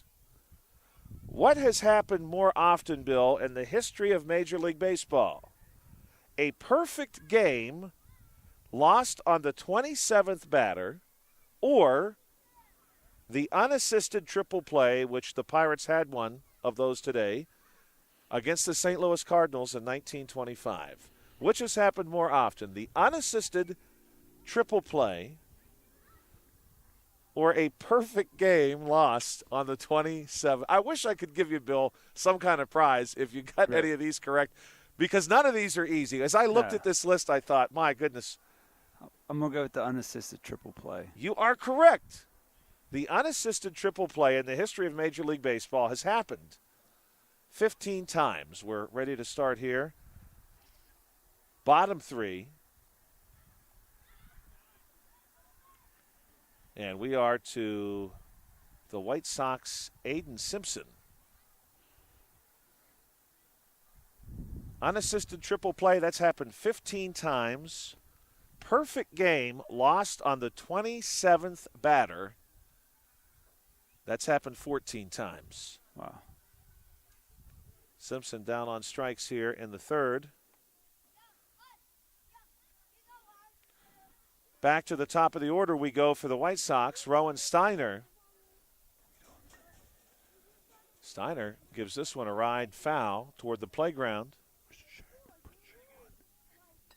Now he's going to try to straighten it out. And this one is snagged. What a catch in right field. Well done. Red Sox number 51, Lincoln Haynes, snags that one. Fans out here going wild. Yeah. Put a star beside that one there, Josh. That was a heck of a catch. That was a great catch. Now we'll see due up for the White Sox, Dwayne Valentine. Dwayne, strikeout victim first time through.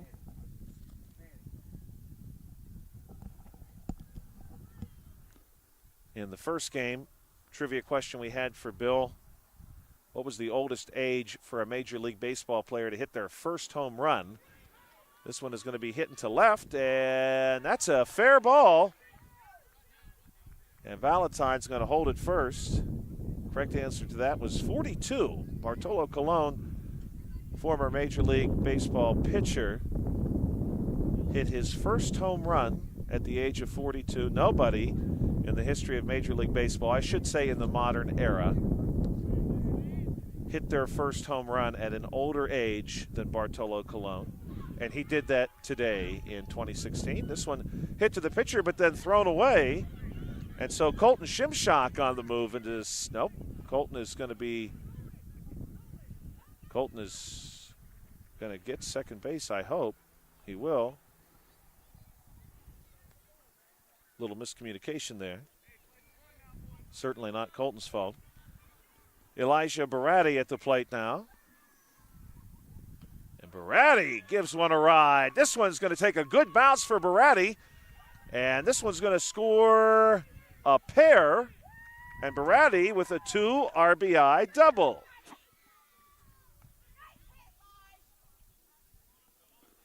Just like that, it's 4-2. Elliott Workman with a chance to drive in a run.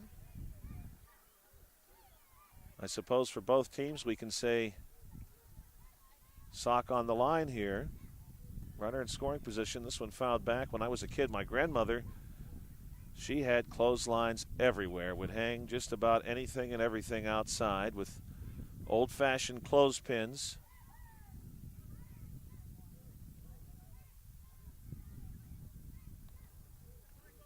And this is going to be a strikeout to end the third.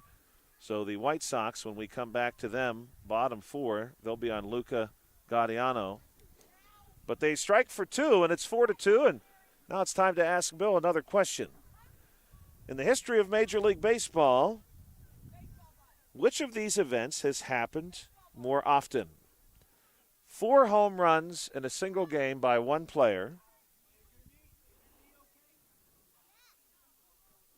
or inside the park grand slams? 4 home runs in one game by one player, or inside the park grand slams in the history of Major League Baseball? I'm going to go with the 4 home runs in one game. I know you're not going to believe this, Bill, because this again must include the earliest baseball games played. Yeah. Well, in the olden days, they had no outfield fences. So the ball could just go forever, Right, which is why this number is going to strike you as ridiculous. In the history of Major League Baseball, as we come back to the Red Sox, 18 times a player has hit 4 home runs in a game. 18 times. Okay. This is Justice Fasheen. I believe. I don't think. Let me see. I'll get the field glasses out here. No, that is not Justice.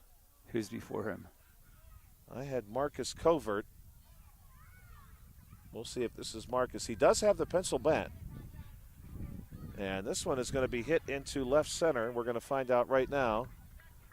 Number 6. That is Marcus. Okay. Oh, I see what I did wrong. I gave the ground out to Marcus instead of Lincoln. So now we're going to see Justice Fasheen with a runner on first base. But in the history of Major League Baseball, there have been 224 inside the park. I know. Inside the park grand slams. 224. I'm going to have to research this one. I'm going to fact check you on this because I don't know about that one. That just doesn't seem real. I know. I couldn't believe it either. Only 18 times. There's a single for Justice. Only 18 times, according to what I am using for all of this information, only 18 times has a player hit 4 home runs in a game. This one is going to be hit toward first. And that's number 9, Ryan Mahalko. Mahalko's going to be out there. Runners move up a station. 4-2 is your score. Top of the 4th in favor of the Red Sox. Long shadows now across the field. Ace Schultz at the plate. Schultz going to bounce one toward the pitcher. Potentially well played. The Red Sox are going to squeeze home a run. And Schultz is out. We'll give him the RBI, though. 5-2. Riker Clifford.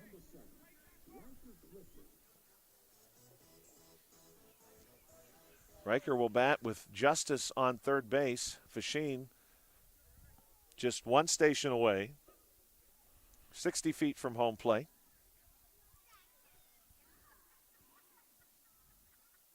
And this one is hit towards short. Long throw to first base is not in time. And Riker's got a single and an RBI. And 6-2. And we're back to the top of the order with Nolan Diaz. Diaz 2 for 2 tonight. Couple of singles.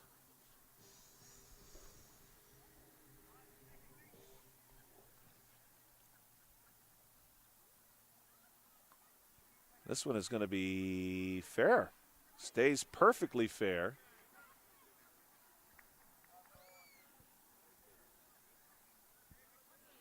So Nolan with another single.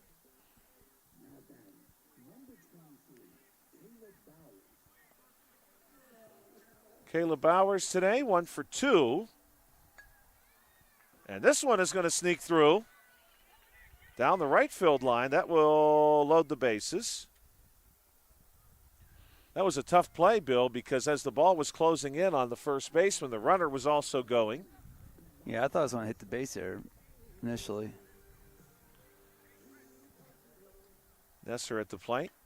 This one's going to be hit towards second, knocked down, turned over, and then the throw gets away, and a pair is going to score on the backside of this. 2 RBIs. Bill, correct me if I'm wrong. 8-2? 8-2. Red Sox in white. 4 runs this inning. Definitely a good inning for the Red Sox. Heineck hits one to the pitcher. Flip to first base is in time. And 1-3 on the putout. Score 8-2 after 3.5. When we come back, top 5 for the Red Sox, we will be on Finn Rydell.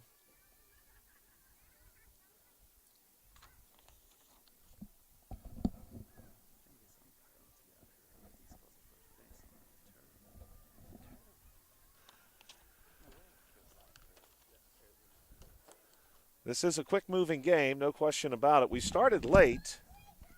We started about 7:18, 7:17 with this game. 7:52 right now. We are bottom half of the 4th. Luca Gaudiano Let's get Bill another question. We're going to give him an easy one this time. The last one was a little misleading. I'm 1 for 1. 1 and 1, not 1 for 1. This one, Bill, I think you're going to know immediately. Which has happened more often? 2 grand slams in 1 inning by the same player, or a home run on a first career pitch? First pitch you've seen of your Major League Baseball career, you hit a home run. I'm going to say the first career pitch. Yes, that's correct. That has actually happened 31 times in the history of Major League Baseball. That's not first career at bat. That's the very first pitch you see at the Major League level. Here's Luca. That's happened 31 times. Luca's going to roll one down the third base line. And he's in easily. 2 grand slams in 1 inning by the same player has happened only once. St. Louis Cardinals had a player do that back in the 1990s. Finn Rydell snags this one. Pop out, Declan Abraham. Well, Josh, that's pretty hard to believe, though. It's only happened 31 times. You figure every player that's ever played in the Major League Baseball. So right. That's an incredible number. Because realistically, once the season, let's say you get to June and July, you start to see a lot of call-ups. There's probably several players getting their first at bat at the Major League level every month, maybe even a few per week. And this is going to be a strikeout. Preston Kovacs, who was now 1 for 2. Jamison Parker due up. Parker 1 for 1 tonight. White Sox looking to get a couple of these runs back. They trail 8-2, bottom 4.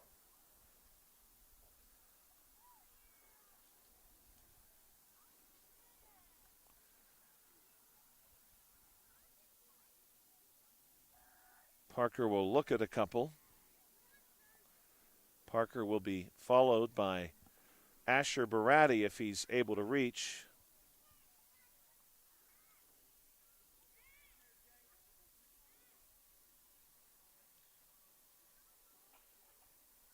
Pitch on the way to him. This one is going to be, I thought that was a third strike, but I must have lost count. Or maybe there was a foul tip there.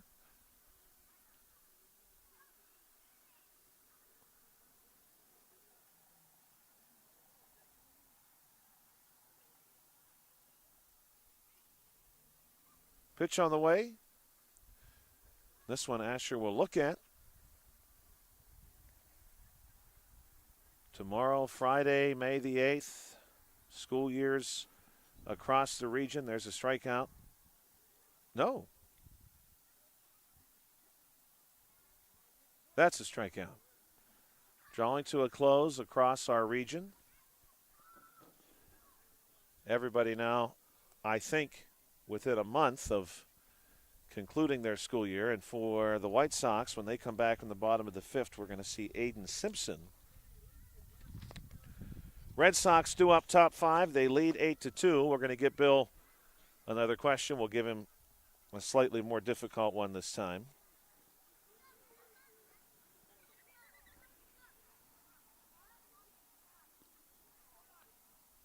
Don't want to make it too difficult. Okay, here we go.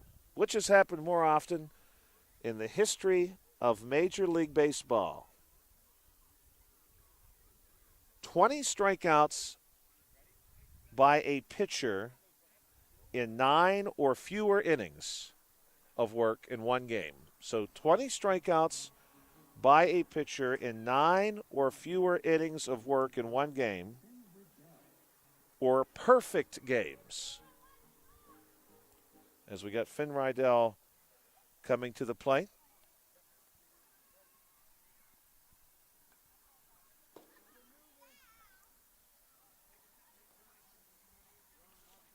Finn today, 1 for 2, with a couple of RBI to his credit as well.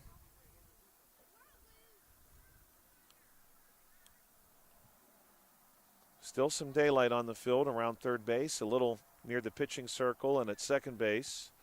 And this is going to be a strikeout to start the fifth. Josh, I'm going to go with 20 strikeouts. It is actually perfect games. Ah. 20 strikeouts has only happened in 9 innings or less 5 times. Oh, wow. This one hit through the keystone, and this is going to be a single for Lincoln Haynes. Josh, Kerry Wood didn't he?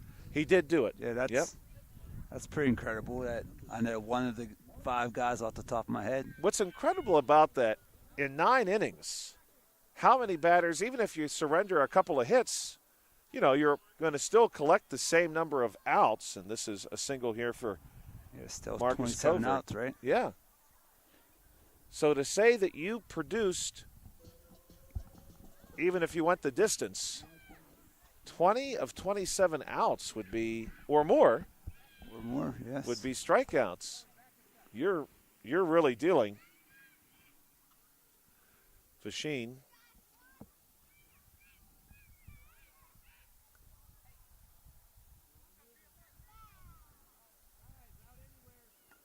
This one hit to short and nearly caught, but this should be a force-out situation. It will be. So we'll call that a fielder's choice. Runners now on the corners for Ryan Mahalko. Score remains 8-2, top 5. Scheduled to play 6. Mahalko will be followed by Schultz. Here's a strike. And then Clifford. And Clifford hits this one foul.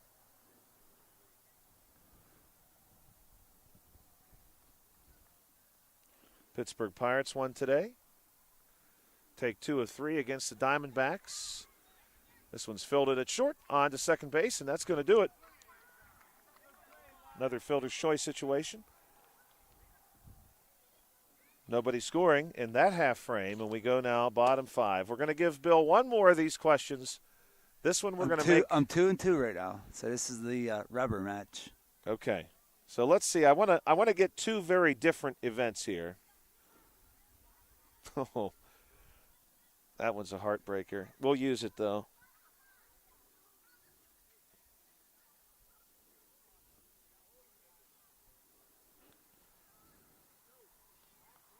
That's almost, some of these are almost incredible. As you said, a couple of them are hard to believe. Okay, here it is, Bill. In the history of Major League Baseball, have there been more immaculate innings or more occasions where one player has grounded into 4 or more double plays in one game? So more immaculate innings or more occasions where one player has grounded in to 4 or more double plays.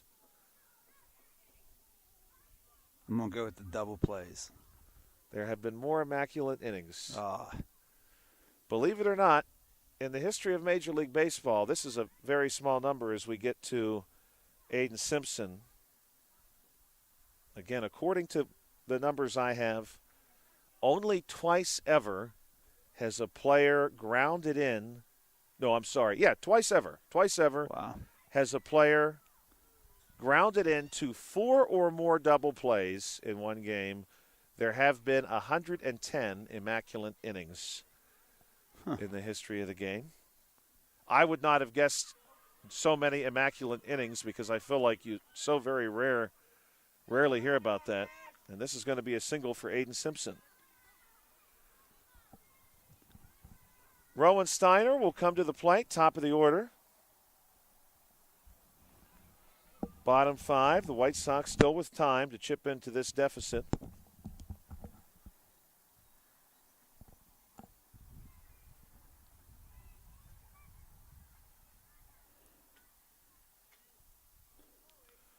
First one's a strike. Fouls this one off.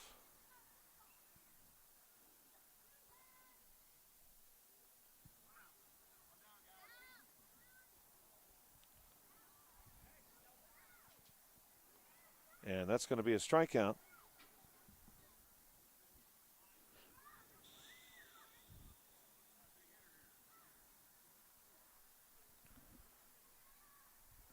Josh, this looks like Steiner here. This looks like Steiner? Yeah. Who was on first base? Let's see. 1. 1. So that was Baratti. How did I do that? I had Baratti as a strikeout in the previous inning. So Baratti had the single. Simpson has the strikeout. And this is Steiner. So 1 down, runner on first base. Oh, I see what I did. I skipped Parker in the last inning. And here, Steiner is going to beat it out, and we've got runners on first and second, now first and third. Baratti, yeah, that's exactly what I did. I gave Luca the single, pop out to Declan Abraham, strikeout to Kovacs, and then I gave the next strikeout to Asher Baratti, and it was, in fact, Parker. Dwayne Valentine at the plate. Dwayne looking for his first hit tonight, and if he does so, he's almost certainly going to get at least 1 RBI. And he's down on strikes here. Now we'll see Preston Kovacs. No, I'm sorry. My goodness, I'm all out of sorts here. Now we're going to see, and I did it again. I gave the wrong person the strikeout. My goodness. Now we're going to see Colton Shimshot, number 67. And Colton hits this one foul. What number is he, Josh? He is number 67. Oh, 6'7". Yeah. The old 6'7". Yeah, that's how I knew I made a mistake, because I saw him come out and I thought, well, who I had just ran my finger past on this paper was not number 67, and I thought, oh my goodness, I got out of order again. Colton looking at a couple here. Colton is actually 2 for 2 tonight. Single and a double.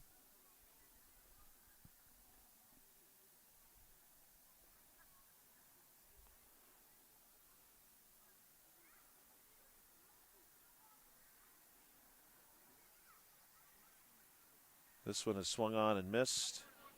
And that's going to do it for the 5th inning. When the White Sox come back in the 6th, we're on Elijah Baratti. And top 6 for the Red Sox, who lead 8-2. We should be on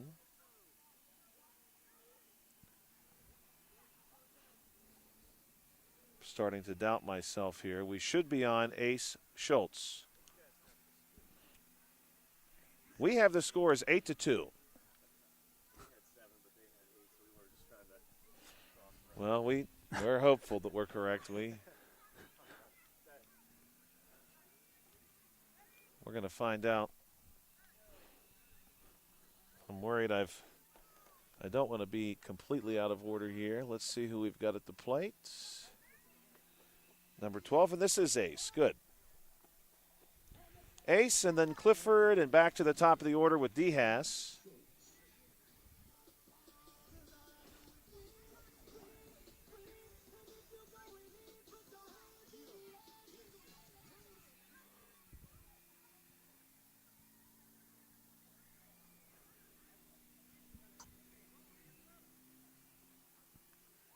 Quick conversation here. 6th inning is upon us. This game, lots of time left, just at the 50-minute mark now. And this one's going to be hit to third, now through, knocked down by the shortstop. But that is going to be a single for Schultz.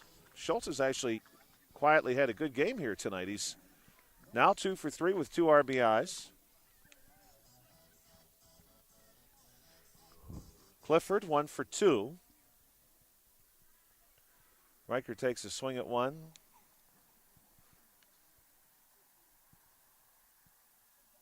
Now 2. Sun completely off the field now. Some sun still on the bypass, but otherwise the sun has got quite low on the horizon. But it's great to see daylight, still daylight, can still see at 8:07 p.m.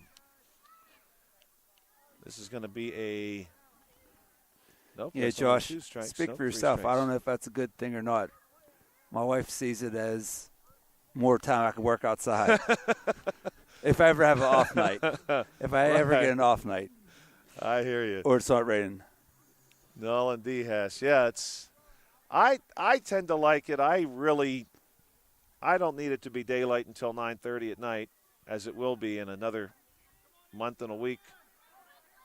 And here's a hit by Nolan Diaz, and he's been perfect tonight, 4 for 4. Caleb Bowers in with the bases loaded. No, runners on first and second. I'm sorry, I saw a player for the Red Sox moving some equipment around and thought for a moment maybe he was on third, but of course that would be impossible, as only 3 batters have come to the plate so far for the Red Sox, and one of them got out. But I really struggle with the winter time, and the sun is gone by 5:10, 5:15. Caleb Bowers gives this one a charge into center field, and that one does get all the way to the fence, and that may score 2. Bowers himself is going to hold at third. Stand up triple. Stand up triple. 2 RBIs. 10-2. 10-2, 1 down. Nesser tonight is 1 for 3 with a couple of RBIs. One more out there for him. Here it is. And it's a line shot, nearly handled, but it does sneak through into left field. We'll give that a single and an RBI.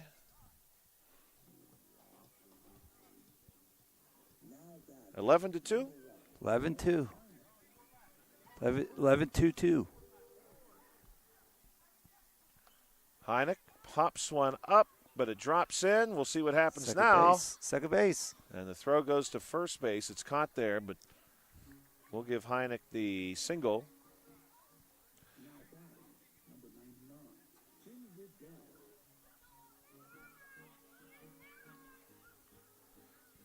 Finn tonight, 1 for 3 with 2 RBIs.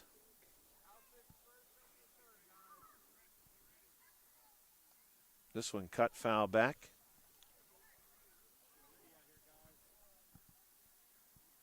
Another fouled off. Finn down to 1 strike.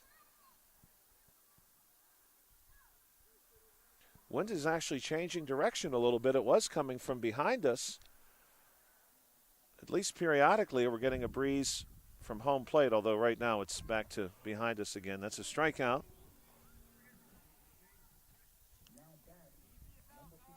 Lincoln Haynes will step in. Lincoln hits one hard on the ground, over second base, into center field, and that's going to score 1. Haynes is going to ultimately hold at first base. We'll give him the RBI. He's 3 for 4 tonight, 12-2. Marcus Covert. Marcus chops one toward the pitcher. Another run will score. Throw is going to get away from first. Each runner being told they'll be awarded a base. Okay. 13-2. What happened on that one, Josh? I missed it. The ball was thrown away, and the umpire said that on a throwaway, the players each get a base. So I think we've seen very different interpretations of that rule, Bill, over the course of 2 days. Here's a hit from Fasheen that plates one. Justice also now 3 of 4 with an RBI. And, Bill, I have 14-2. 14-2 is what I have as well. Some 2-out lightning here again, Josh. We saw it in the first game. We're seeing it here in this game again.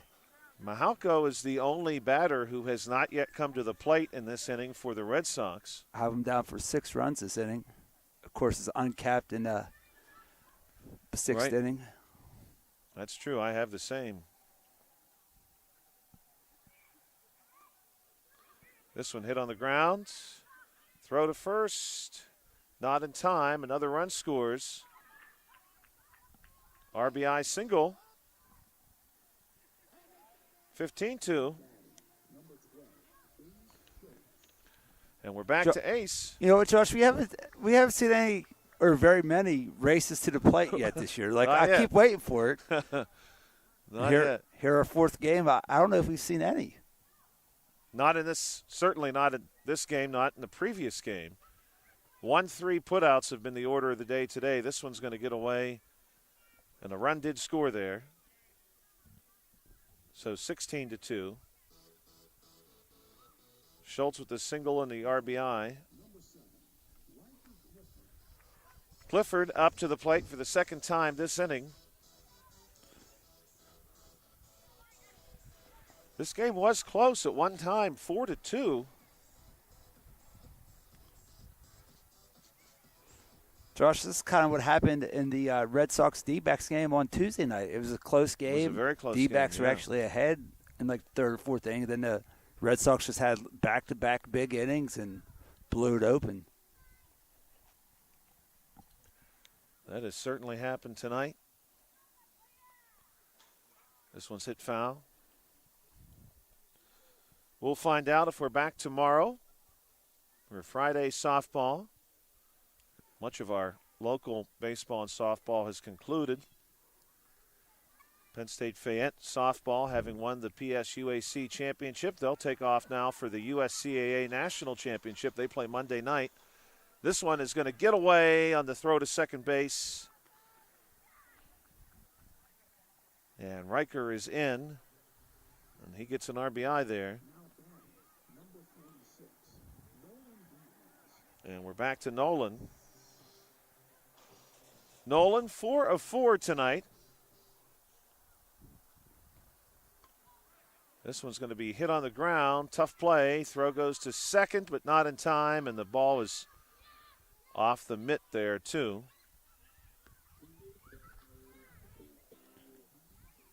And, Bill, I did not see anyone score there. No.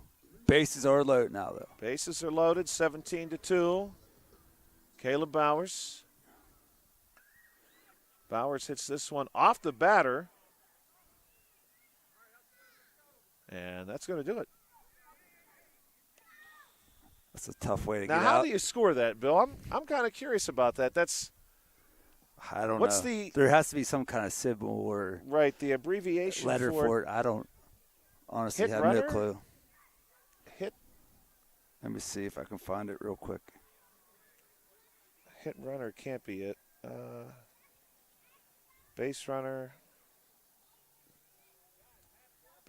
contact?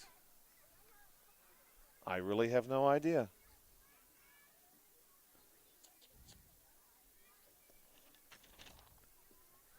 I don't think I've ever, even this rudimentary scorekeeping I'm doing, I don't think I've ever seen it happen in a game where I was doing this. All right, let's see.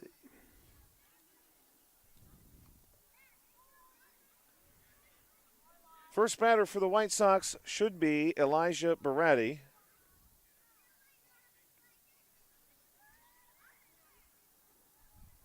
So here's what it says, Josh. The fielder closest to the ball when it hits the runner, receives a credit put out, marked as a 4 or 6 next to the single. So the batter gets a single. Runner's marked as out, just a U. Wow. I would have never known that. Marking out or U for the runner who had hit. Interesting. I mean, it really doesn't happen that often. No, you think it would happen more often. Yeah, you would think.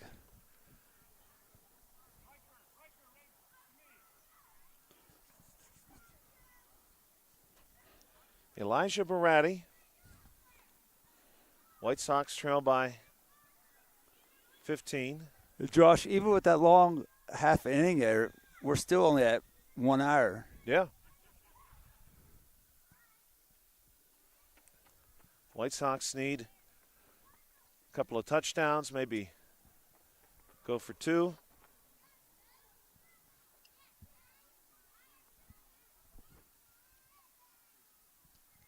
This is going to be a strikeout. Aaron Rodgers traveling to Pittsburgh this weekend. Expected to sign. Sports media sort of divided by that locally, from what I've heard. Elliott Workman at the plate. On one hand, they see him as a potential mentor. This one's going to be hit toward third, and Workman's in with a single. A potential mentor for Drew Aller. Yeah, Josh, I don't think Aaron Rodgers is really interested in mentoring anybody, though, to be honest. I have a feeling he is probably not. And I kind of, I'm a Steeler fan. I kind of just need us to have a 3-14 season so we can get a high draft pick. The Pirates, not the Pirates, certainly not the Pirates, but the Steelers just refuse, as Luka gets a single, they just refuse to do that. They will not let themselves just be really bad. And it's been so long. I mean, I don't think they've gone even 5-11 since 1989. Yeah. 1-6-10 season under Bill Cowher. 1-7-9 season under Cowher. And the thing is, too, Josh, next year's draft class is loaded with quarterbacks. So we need a top 10, top 12 pick probably to get one of them. Declan Abraham down on strikes. The White Sox down to their last strike. Yeah, I don't know. I know the Steelers really like to hold their head up high and try to be a playoff team every year. There's something to say for that, but they have been sort of stuck in the middle of the pack now for almost a decade. This one's a slow roller down the line that stays fair. Now that ball gets away, and they are going to let the base runner from third score this time. So Preston Koufax. Oh, no, I think they're sending him back. Okay. Yeah, they're sending him back. That is, I think, the correct interpretation I agree. of the rule. Preston gets a single, though. Josh, we get all these rules nailed down, we're going to move up to a different league. Right, I know. Yeah. Well, we're trying to get everybody a little coverage, yeah. Yeah, oh, yeah. And we'll be back probably here later on in the summer. Right now, Parker looking to keep this inning alive. The White Sox down to their last out. They do have the bases loaded. Now down to their last strike. Jamison Parker. We'll look at one.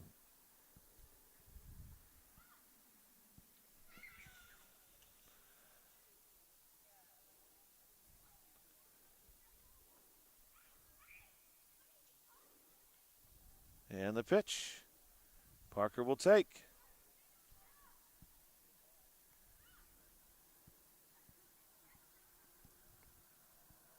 The next pitch. And Parker swings on, and he's down on strikes. And that's going to do it here tonight. Final score, 17-2 in favor of the Red Sox. You've been listening to the South Union Township Sports Network.